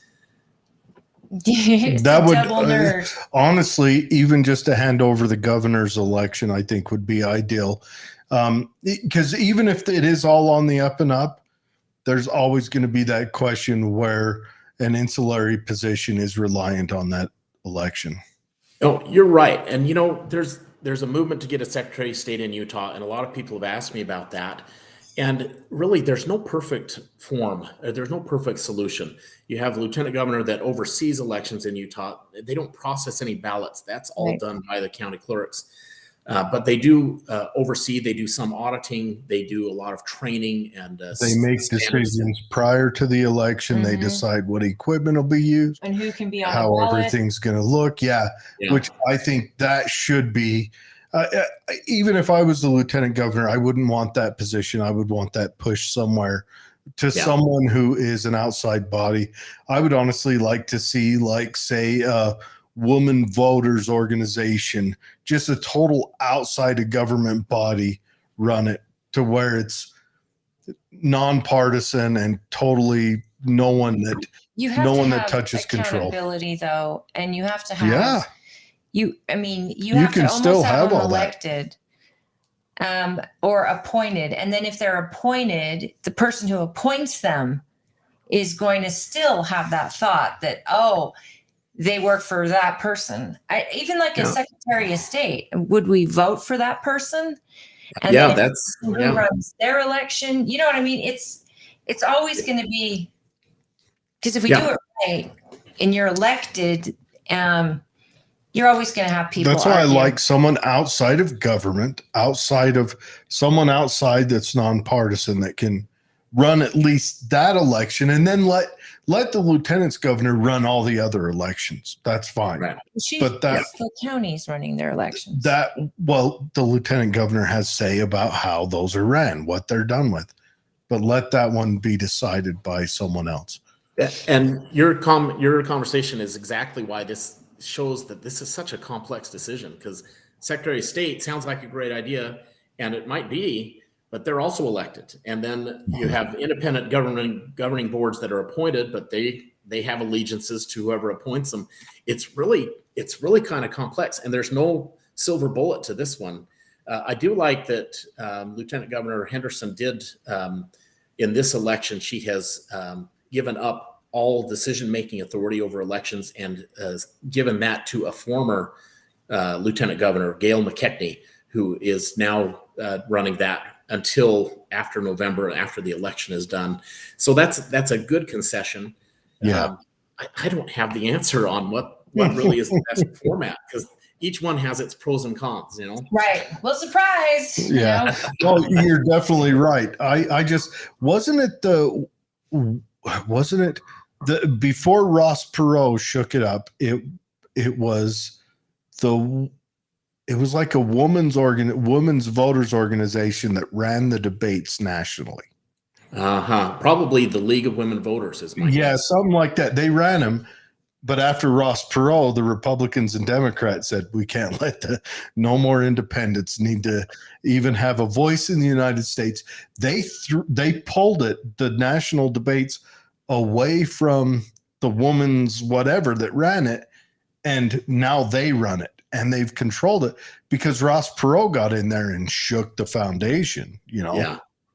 Boy, Which yeah, means- he really did. That's an old name that I haven't thought of for a while. Yeah. Talk about a guy that broke down into numbers. Whew. Yeah. I was too young to really matter then, but man, it's outstanding.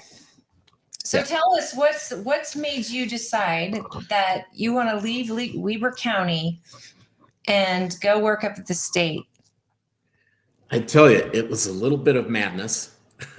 I absolutely love what I do right now. I love serving the people. I love serving at a local level. People have been asking me for years to run for state auditor. In fact, some people asked me to run against John Dougal, and I said, "Are you nuts?" First off, he's doing a fantastic job. Secondly, he's probably the best campaigner I know.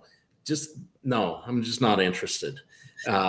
And he and I have talked off and on over the years. I sit on his advisory council. I actually nominated him at the state convention back in 2012 when he first ran. So we've collaborated. I really like I love what he's done with the office. And as we've talked quite a bit over the past year, and he was trying to decide what his next move was. Was he going to retire, run for another office, or run for re-election? We talked about possible replacements, and he's not endorsing in this race, and that's the right thing to do. Many things that he said helped cement in my mind that I would be a good person to come in and continue the good work that he's done, and even be able to improve on that. And I have a little bit of the imposter syndrome. I think sometimes I think I'm not nearly as smart or as politically understanding and skilled as Mr. Dougal. But as I've looked at that and talked with several other people, what John showed me is how to serve at a local level, but to do it in a larger neighborhood like the state.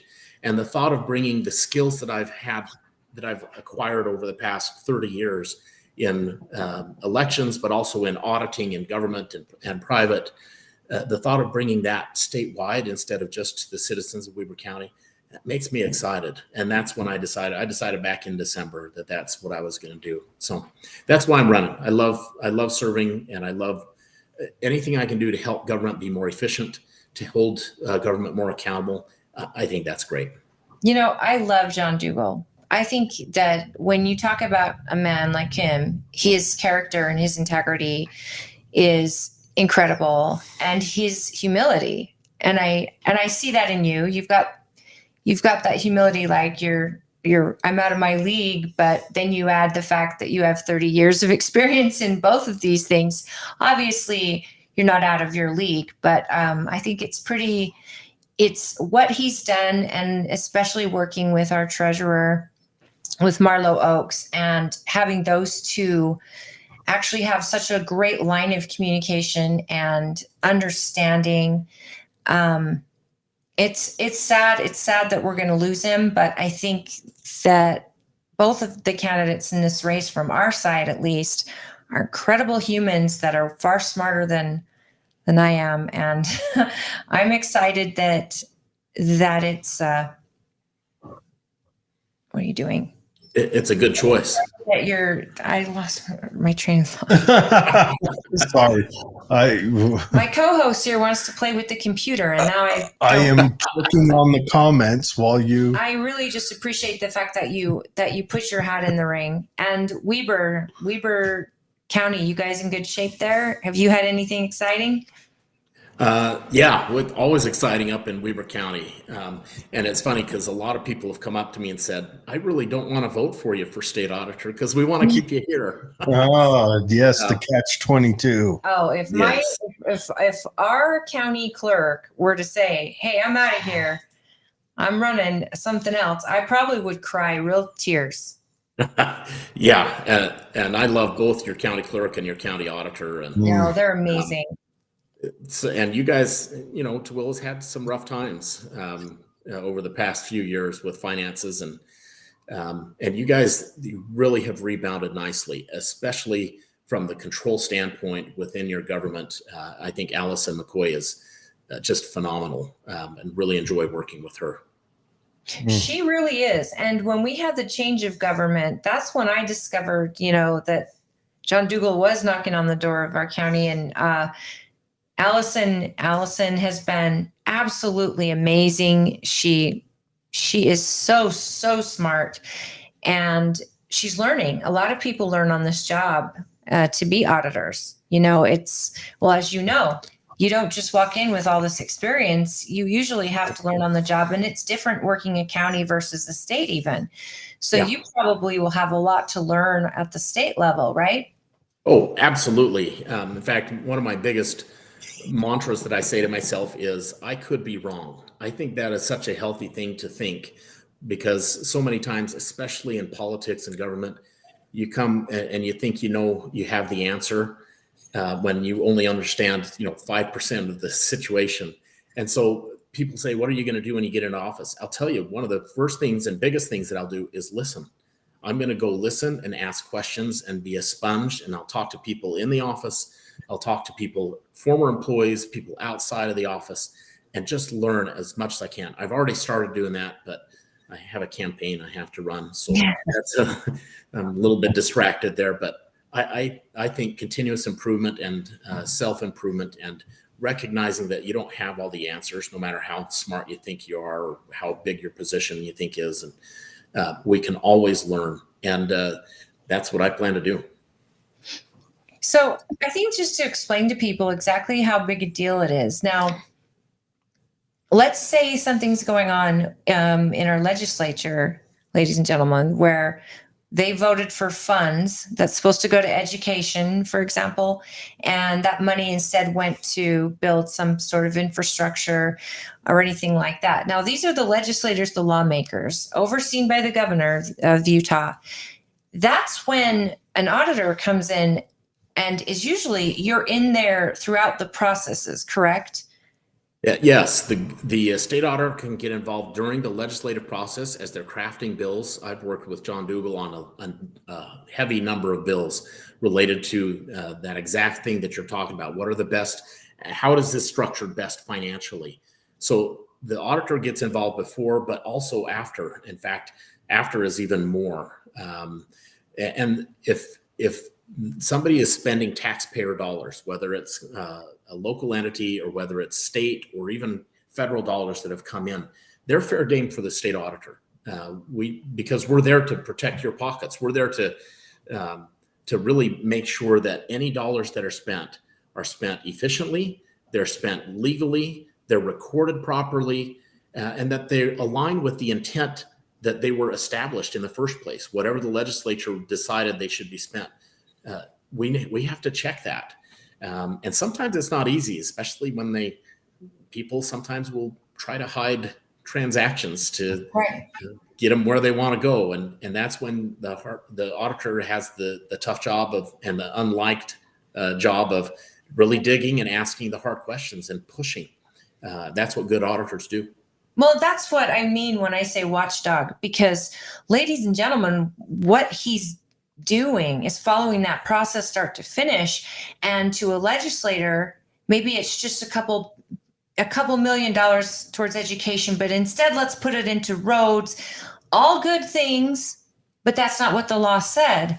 And that's when the auditor has to come in and go, hey, I represent Utah and you represent us, the taxpayer. Yeah. And you say, you are not in compliance with your own law. And so that's why, like, how many, do you get endorsements? Do you seek endorsements from legislators, from people? Because I imagine one day you're their friend, but the next day you could very well be their enemy. You kind of have to be an island of yourself.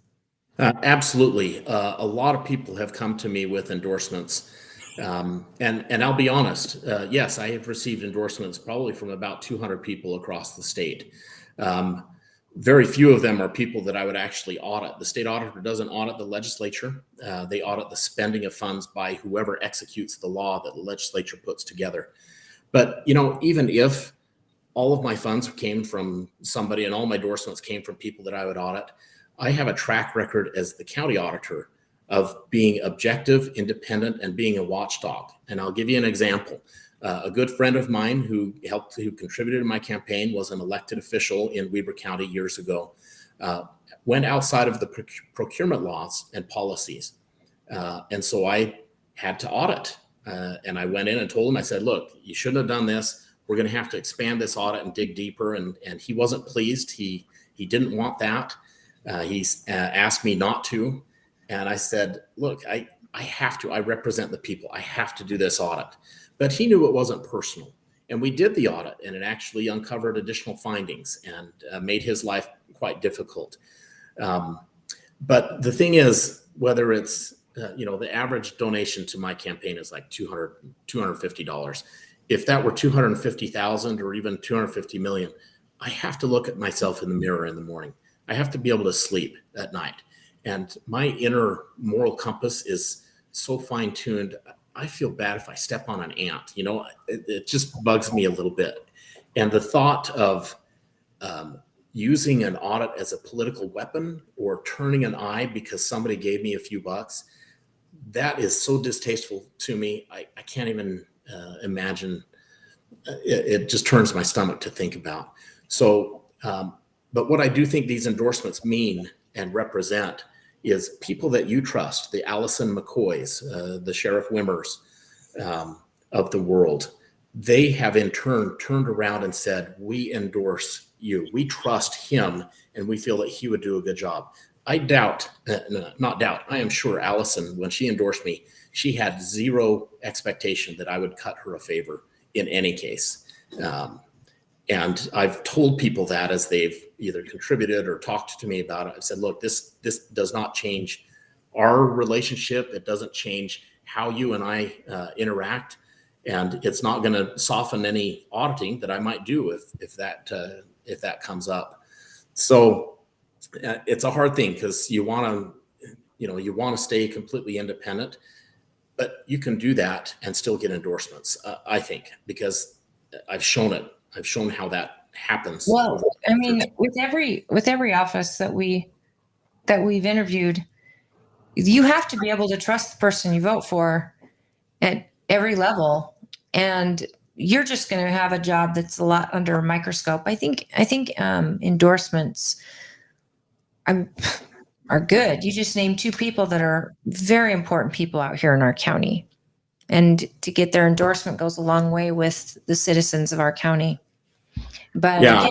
They also understand that, just like if the sheriff is endorsing you, that if you're in a DUI in our county, he's not going to not have you get a DUI because he endorsed you, just like you're not going to not audit if you're supposed to. So that's just trust, and that's integrity. And you hope that your electeds have it. Yes, and it really should go both ways. And that happened as well. Just a couple of weeks ago, I had a developer in my office who asked a question. He said, I want to talk to you about this particular development situation. And I've made a donation to your campaign. And I said, that's great. Let's stop right there. Thanks for the donation. Just know that has zero impact on how you and I interact. That has zero impact on how I treat you. You'll get the same professional treatment, whether or not you donated. And he stopped for a second. He said, thank you for sharing that. And he said, that's the exact same way I feel. Regardless of how you interact with me, I still want you to be our state auditor. And it was a mutual respect and a mutual independence. And that's really how it is. If anyone were to come and say, I'll endorse you if you, grant me this special favor or whatever, I would not accept that endorsement or contribution. Absolutely not, because I don't want any expectations. I've been really clear with that when I've talked to folks. I wish more people in our government felt that way. So when you get there first day, what's the first thing you would tackle as Utah State Auditor? Yeah, that's a good question. I would be a sponge and observe and learn their policies, learn their how they do their audit rotation, how they look at the risk throughout the state to determine where to go to audit. I would sit down with all of the leaders. One area that I think really could use some help in that office deals with the local governments.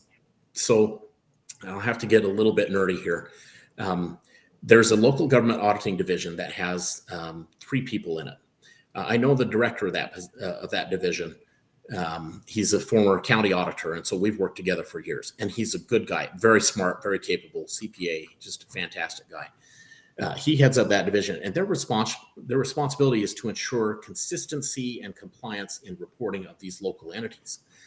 There are 1,800 of local entities throughout the state of Utah.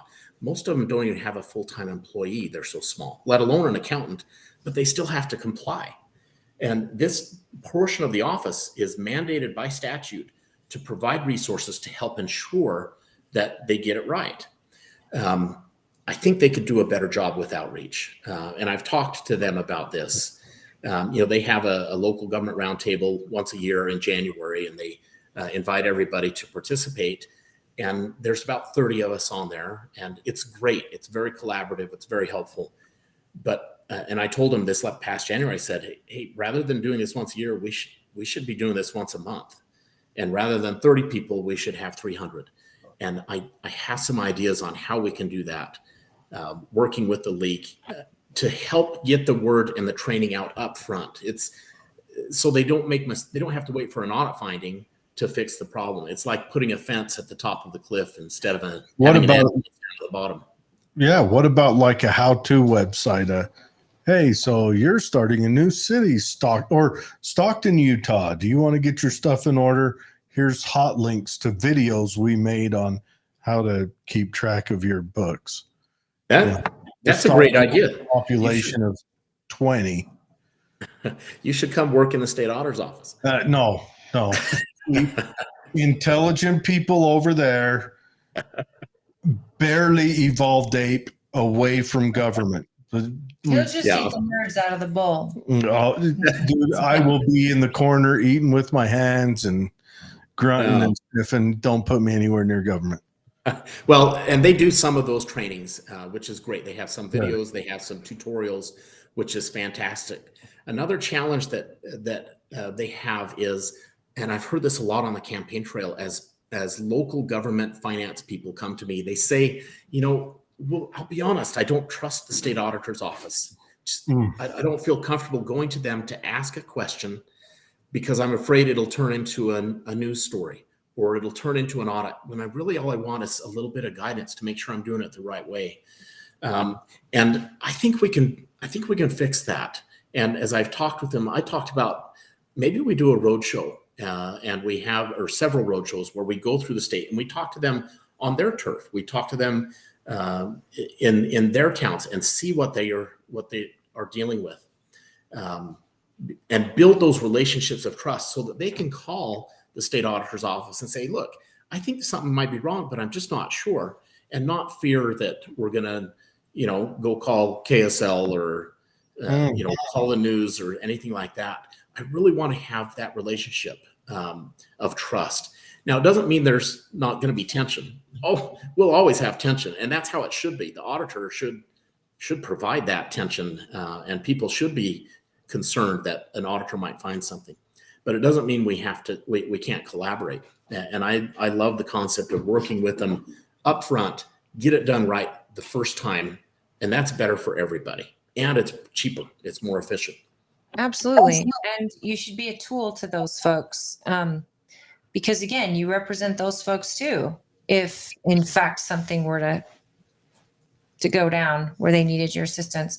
I think that having a training or something, or having that relationship where new cities, for example, before they've made any mistakes at all, like Erta, who's just becomes a new city, or Lake Point, who just became a new city, it'd be nice. I think that Dougal's people have done this, but to have a little meet and greet where, okay, and here's the state auditor, and this is the expectations, this is your filing deadlines, this is what's expected in these deadlines, and just very open, and then this is your person to contact if in fact you have a question. So yeah, and they have done a good job. I think we can do better. That's on day one. That's one area that I would focus on. Excellent. Yeah. Well, so where do you see it going? Like, what do you see the office doing? Do you see any potential for growth? Do we have enough people in it to cover what's going on right now in the state now? Because we're growing. We've got a lot of IT companies. We've got a lot of, AI. There's so much that's going on that I'm wondering if we have a big enough auditor's office. Does the state auditor get involved in private corporations, or is that only when the private corporation has contact with public funds? It's really just governmental entities. If there's a private organization that receives taxpayer dollars, then the auditor can, then it's fair game. But generally, we're here to protect the citizens from their government and make sure that they're doing things right. But that's it. Like these software companies, a lot of them are getting tax breaks. Well, they're going to make cities swell, so that'll keep you busy. Things like that. I'm just wondering, like, if the bigger it grows, how many people are in the auditor's office, and how many people? I mean, is it how big's the office?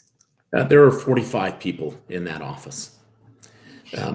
And I know that they've tried to get some additional funding. I know John went and tried to get additional funding last year and wasn't able to get it. And certainly we don't need to balloon the office. but the legislature keeps handing assignments over to John because he does a good job. But with those assignments, you probably need to have some resources as well. Yeah. And so I'd have to look at what kind of value proposition he provided to the legislature. I think a good internal auditor or a good auditor really pays for themselves by finding the fraud and finding the waste. But that doesn't mean we should go out and hire 100 new auditors. We've got to be smart about it. Oh, well, the IRS did it, and they armed them. That's right.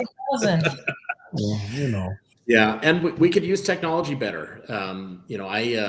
I was an IT auditor when I first started my career. I did that for 7 years. Hold on. So, Like a forensics auditor? you were like, Conan the Barbarian, big muscly, has a big sword. You're the All right, settle down. intelligent side of Conan the Barbarian, with the big pencil, or Conan didn't have an intelligent side. the opposite of the barbarian. You're the nerd. not The nerd. Yeah. So when you went to college, did you have a friend who tricked a girl into being his girlfriend in like a bouncy house? Just wondering, just random questions. Ugh, that's from the nerds, and you're probably too well behaved to say it. I think you said that you had a pocket protector because they made a ton of sense, and you want to protect my pocket. Yes. Right. You were That's an right. IT auditor. Is there like a secret auditor room where they have like a statue to the IT auditor? Does that just stand for like hacker, college hacker? Part of that was ethical hacking, and there kind of is a pecking order. You have CPAs, financial auditors. They're kind of the top-notch folks, and then somewhere way down is IT auditor. They're the ones that you usually don't let out of their house, out of the closet, because they're just so focused and nerdy. They're rabid animals. But you set one tear of the those off. city down put it on fire because they're Put one of crazy people. Those folks in a divorce, and my goodness, sometimes they can find money and stuff in any type of lawsuit. If you've got the ability to hack, they called it ethical hacking. Is that right? Yes, white hat hacking or ethical hacking. These are the guys you love to make fun of, but boy, when you need them, they are. They are just everything. And the weird thing is, and this is totally nerdy, I wanted to be an accountant when I was in high school. Oh my! I mean, who wants that? Sure, I did sports and stuff, but I wanted to be an accountant. That's really a weird. I get that.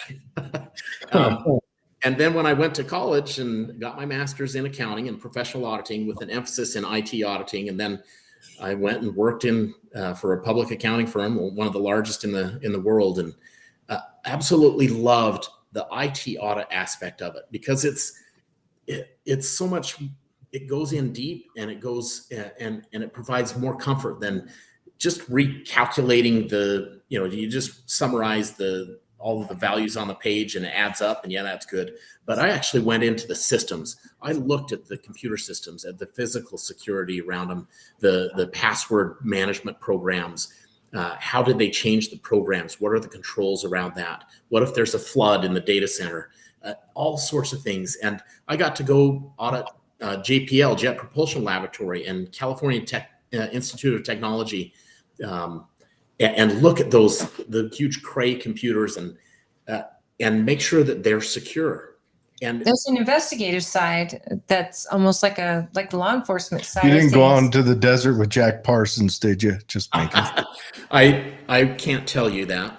Oh. Yeah. But there was one time when I was on a forensic audit, and it was a company down in Southern California, and we met in a hotel room before basically going in the front door unannounced, and they swept the room for bugs to make sure nobody was there. We were working in conjunction with the FBI, and then we drove up in unmarked cars and went through the front door. We found the person who was the suspect. Asked them to leave the room, confiscated their machines, brought them back to our own office, and then did forensic analysis on the machines and found that they had in fact altered the system to not total all of the numbers properly and take the difference and swipe it into their own personal account. So those nerdy IT auditors and forensic auditors, yeah, they're worth their weight in gold. And that's something that I would movie Office Space. Yeah. Yeah. yeah. So what theme music did And you play in your head while they you just used pennies Yeah. for every transaction, but it turned into millions. half a penny? What music do you play in your head when you're cruising in an unmarked car? And I mean, What do you mean? He's probably nervous.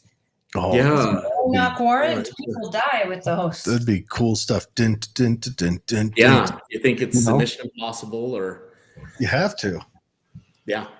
I Wow. heard a good song by Linkin Park today that would have worked well with that. Lots of screaming. It was very Yeah. nice.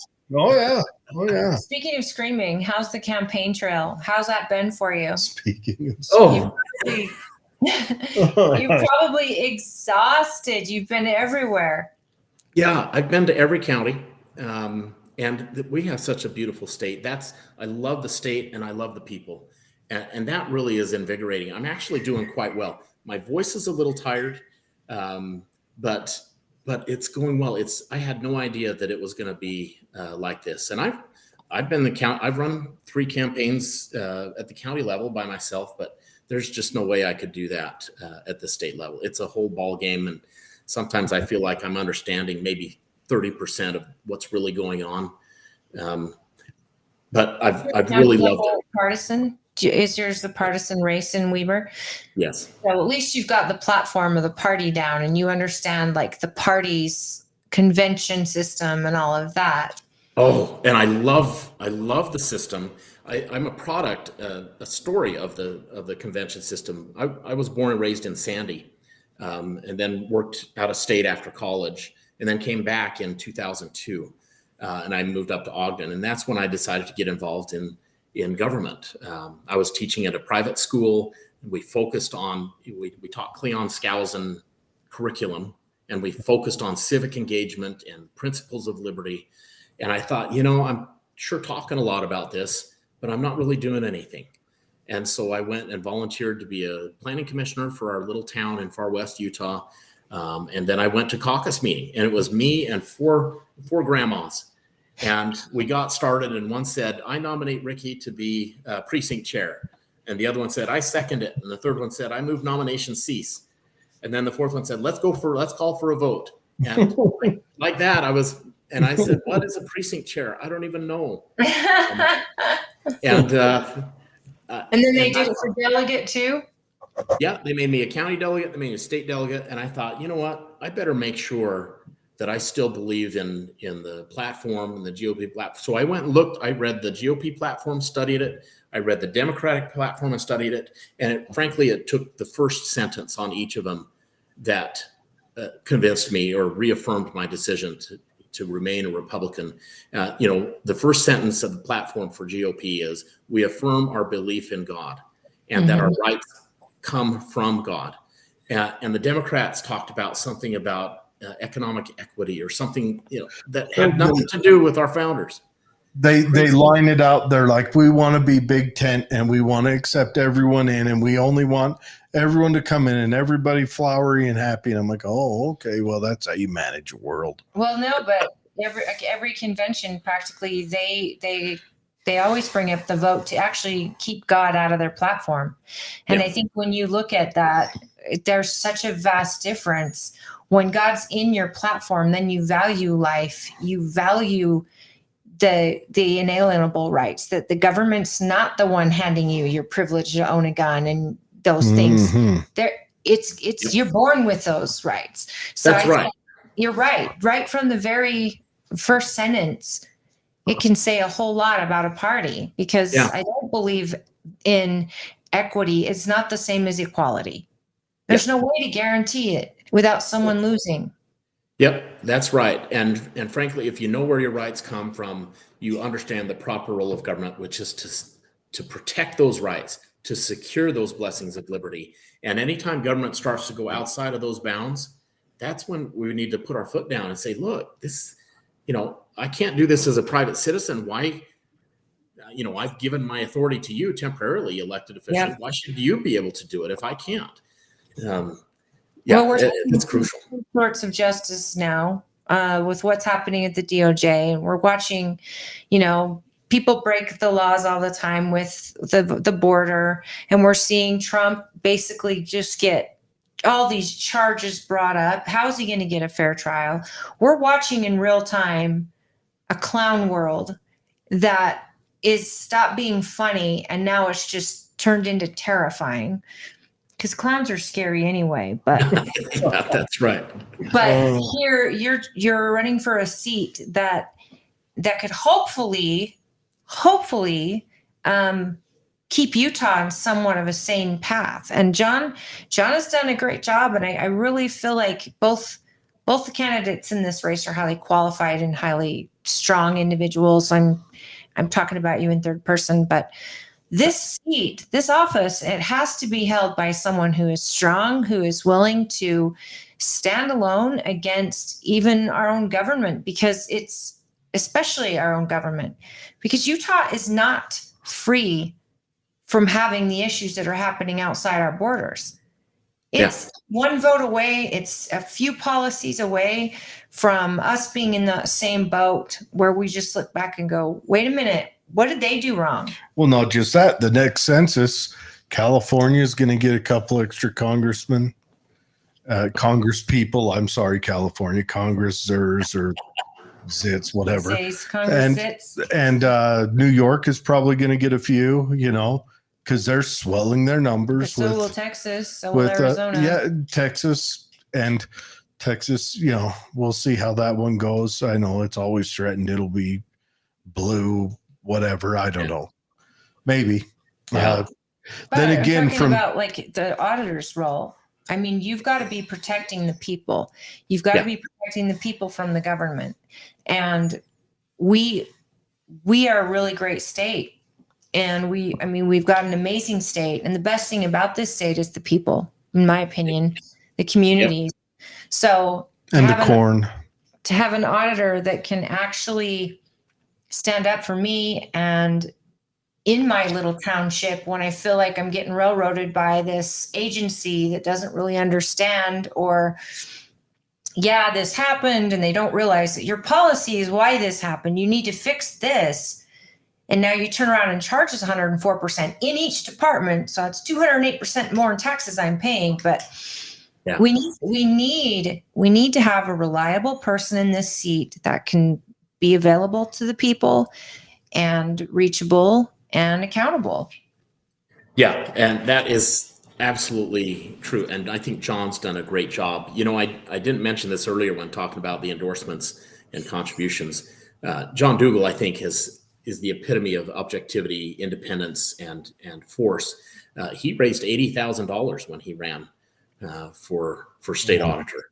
And frankly, he needed to, because he had an opponent that was entrenched and was well funded. But John, what I love about it is he maintained his independence, and I totally respect that. And that's exactly what we need. We need someone at that state auditor's office who isn't afraid to be the bulldog, who has the relationships with others so that they know it's not personal, and who has the smarts and the experience to go in and look at organizations and be able to see not just the red flags when they look at their finances, but the pink handkerchiefs. They need to be able to see the small signs so that they can dig and keep going. And potentially you could actually, those little handkerchiefs could actually save taxpayers by saying, hey, look, if you've got a potential here to have this and this happen, you might want to get your policies in check, or we'll be visiting you in a year because you've had embezzlement or something else. Again, looking out for the agency that you're helping or you're auditing, but you're helping them, but you're helping the taxpayer. And that relationship has to be built, and it has to be built on trust. And so you've got to be the squeakiest, cleanest candidate in this whole, of all the races. Our auditors have to be the ones that are have the most integrity, I think. Yeah, I think you're right on. That's crucial. And was it Mark Twain that said, as soon as people talk about how honest they are, I start counting the silverware. And, you know, I love he had the best sayings. And humility Yeah. goes a long way. Just humility does go a long way. And I think that Frugal Dougal, as he's known, yeah, he was so supportive of our county, and he's been so supportive of, you know, party chairs, but just regular citizens have been able to call him up, and he listens. And Judge Judy says you have two ears and one mouth for a reason. You're meant to listen before you speak. Yeah. Yeah. You're quoting Mark Twain. I'm quoting Judge Judy. I think this sounds really great. Who do I get a quote now? Arlie Ermy. Anyways, let's take a second and talk about your website. I'm going to throw it up here on the old screen. And so to go to your website, it's www.rickyhatch.com. That's it. Very original. I know. Yeah, you're laying it out, and you've got quite a few endorsements in here. Well, that's you, isn't it? And then, that's me. I endorse myself. Okay, so yeah, you got a few endorsements. So if anyone has any questions, they can go there and check it out. Go into the About Ricky, humana, talk about who you are, but then you get to the important stuff. You got the contact information where you can dial in there and contact, and then you've got obviously the donate button. Yep. So if you want to support Ricky, you can go in there and donate. Yeah, but and if you're undecided and we haven't formulated the questions that you want to hear from him, dive in there. He's got his phone number and his email address. I want people to understand, though, how seriously important this job is. And this is a job interview, of course. Any one of you delegates that are meeting candidates, you are doing a job interview. But this job is the job that is going to be the overwatch of the people you're electing and the departments that are being created. And we talk all the time about unelected bureaucrats and the power they hold over all these different agencies, both in the state of Utah and in the federal government. And we need to have watchdogs that are going to dive into these agencies and figure out what's going on when there's a question. And if you find that you believe in a candidate, and again, we say this all the time, and maybe you can't afford to donate, but get in touch with candidate, wear his t-shirt at convention, or donate time, some phone calls, volunteer. Did you get signatures, Ricky, or are you convention only? No, I've never gathered signatures. I think the delegates really are best poised to vet the candidates. That's how I got elected in Weber County, and I think it's events like this and interviews. I've got a virtual town hall at 8:00 tonight. That's really where the deep vetting goes, and you just can't get that in a direct primary. Where do people go if they want to join in on this virtual town hall? If they go to my website and click on the events tab, it's there. It's just a Zoom meeting. Awesome. Another thing on my website that I didn't talk about, but it's on the About Ricky page. There's a list of books. I saw that when I was scrolling through it earlier. And I love reading. I've read probably about, 400 books in the past 30 years. So I'm not a super heavy reader, but I love reading. And these books have influenced me. There are a couple books by Cleon Skousen, who I studied personally under when I ran my private school. You got the Fourth Turning on there. Oh boy. Yeah. That's Fourth Turning, which is all the big news right now. You got, of course, Bastiat's The Law, very important book. Yeah, and there's 5,000 Year Leap.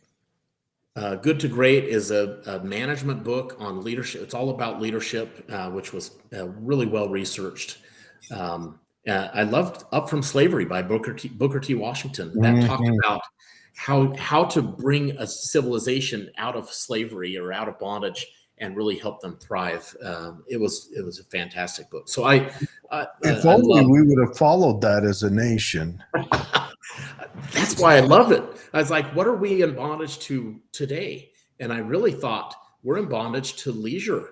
We love our leisure time, and we don't use it to better our neighbor. Well, not always. We focus on more entertainment than we do on civic service. And I think, we don't have to just be civil servants and just contribute. We can have fun too. But boy, if as a society, each one of us spent an extra 2 hours a week focusing, learning about governance, learning about our Constitution, or serving in a political or a governmental kind of capacity, God, that would just transform our nation. Imagine if everyone spent an hour a week in outreach just focused on how do I help our homeless problem or our drug addiction problem. Imagine the shakeup we could have, because they always talk about, why was it better, in the 40s and 50s? And maybe it wasn't, but everyone had kind of they felt a civil responsibility to their neighbor. They carried this responsibility at the community. You got shunned if you were a dirtbag. And now if you're a dirtbag, we give you a TV special on MTV and you can go and do your stuff. That's right. And when we have problems, we run to the government for help, when really we should be asking our neighbors and our churches and civic or nonprofits or charitable organizations. Yeah, we need to bring back Rotary clubs. Yep, exactly. But FDR killed those. Thing that I was having a conversation with, I think, my husband the other day is that the American people, we have got all the education we could possibly ever imagine, all the information we could possibly imagine at our fingertips. And yet we get caught in these vortexes of never ending videos that are 30 seconds long and these short quips. And if people it's like, we don't know, Americans don't know what pain is. We really don't. Even the poorest among us are usually watching the news from a flat screen. Well, obesity is our number one a killer. Cell phone. And so we don't really know yet what pain is. And we also don't realize that politics is in every facet of our lives. Every facet, it kind of comes down to politics. It can be in almost everything. So you're right.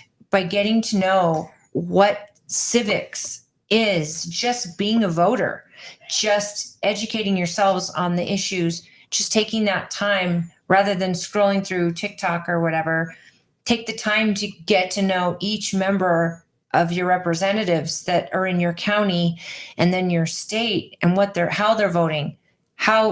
What do they know that you want them to know about the issues affecting you?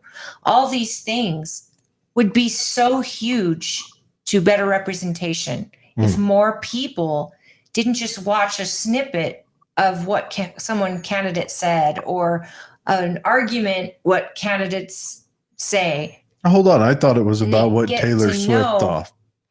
Get to know how the sheriff affects your life, how the county auditor, how the clerk, what facets of your life do all these jobs work, and then volunteer on election night to work in in-person voting if that's what you want.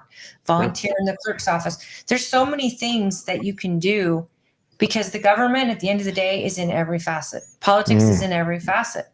And people should be civically, they should give their time civically. Even if it's something like knocking on doors to let people know where voting stations are going to be. Yep. Yeah. Can I ask you a question? So you've read The Fourth Turning. I've read The Fourth Turning. Love the book. It's interesting. In the end, they kind of give that prescription how to avoid catastrophe. The steps that the different generations need to do. What are your thoughts on how we have done? Because this book came out in the 90s. So we've been able to digest this for a couple minutes. What are your thoughts? Do you think they've given a prescription that the boomers need to relinquish some power and relinquish some financial grip that they've had on the nation to avoid catastrophe. Gen Xers, they were kind of like, I don't know, you guys are savages, just, don't poop on the carpet.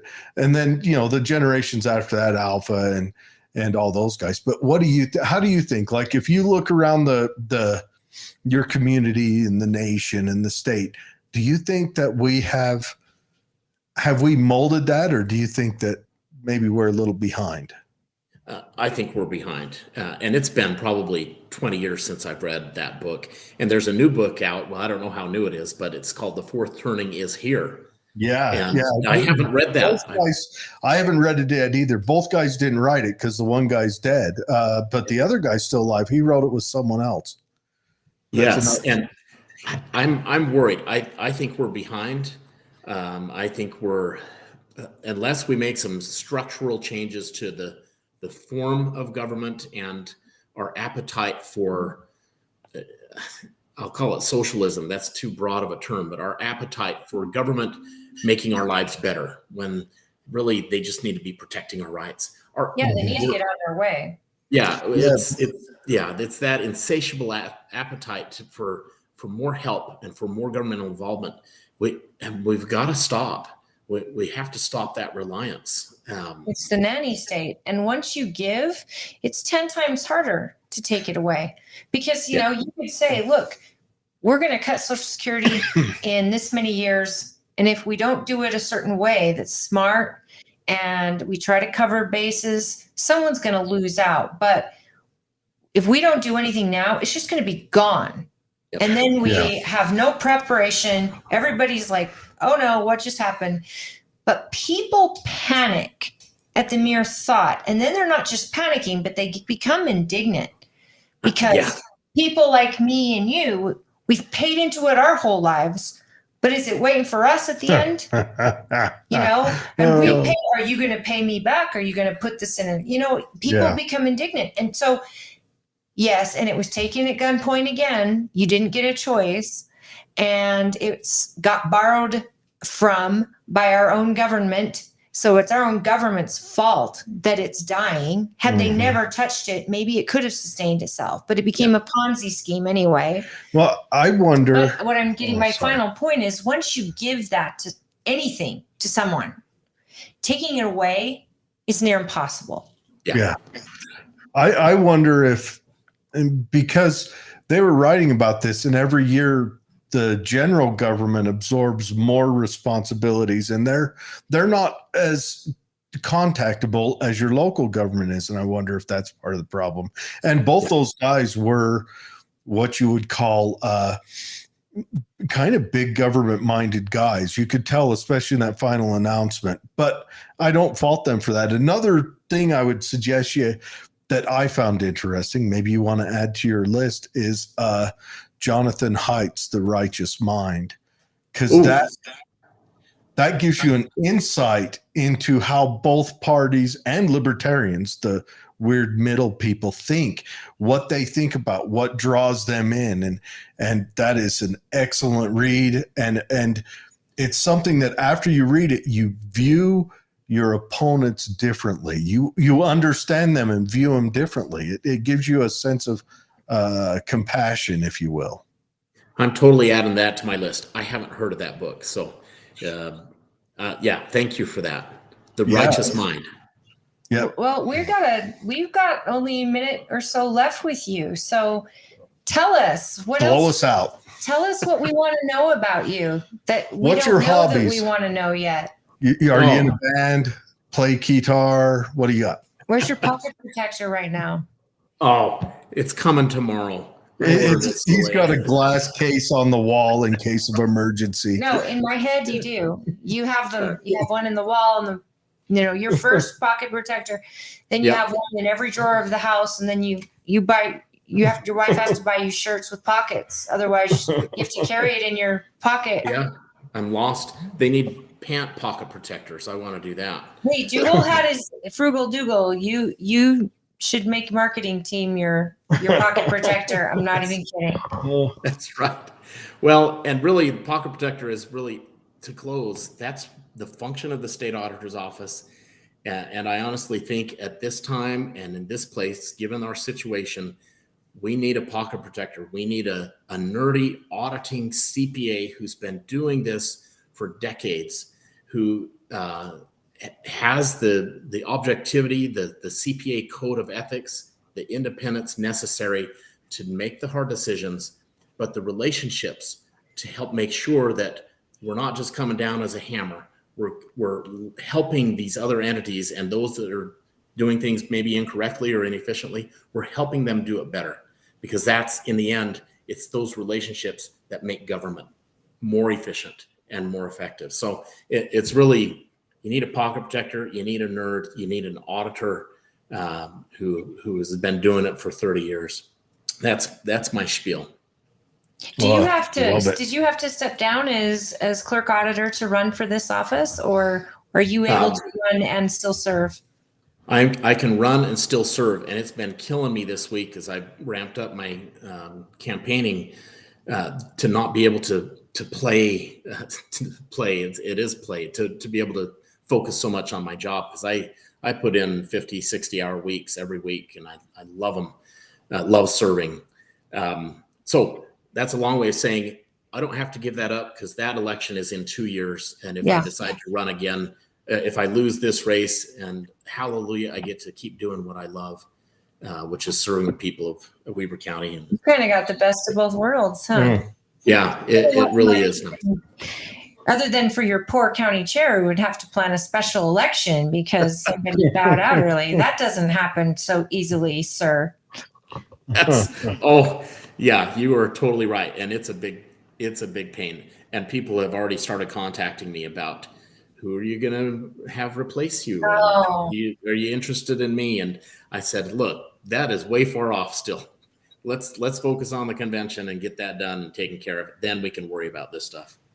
Well, I'm excited that you have been in doing this for your county, and of course the county delegates would then have to help you find your replacement.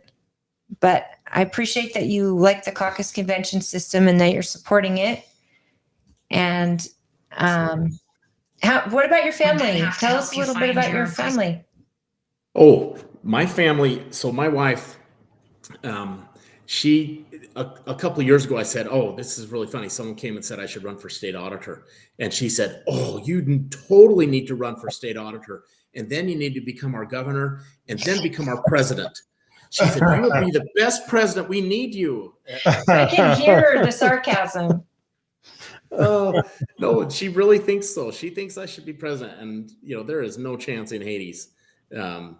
State, I never had any intentions of running statewide. She loves it. She loves the idea.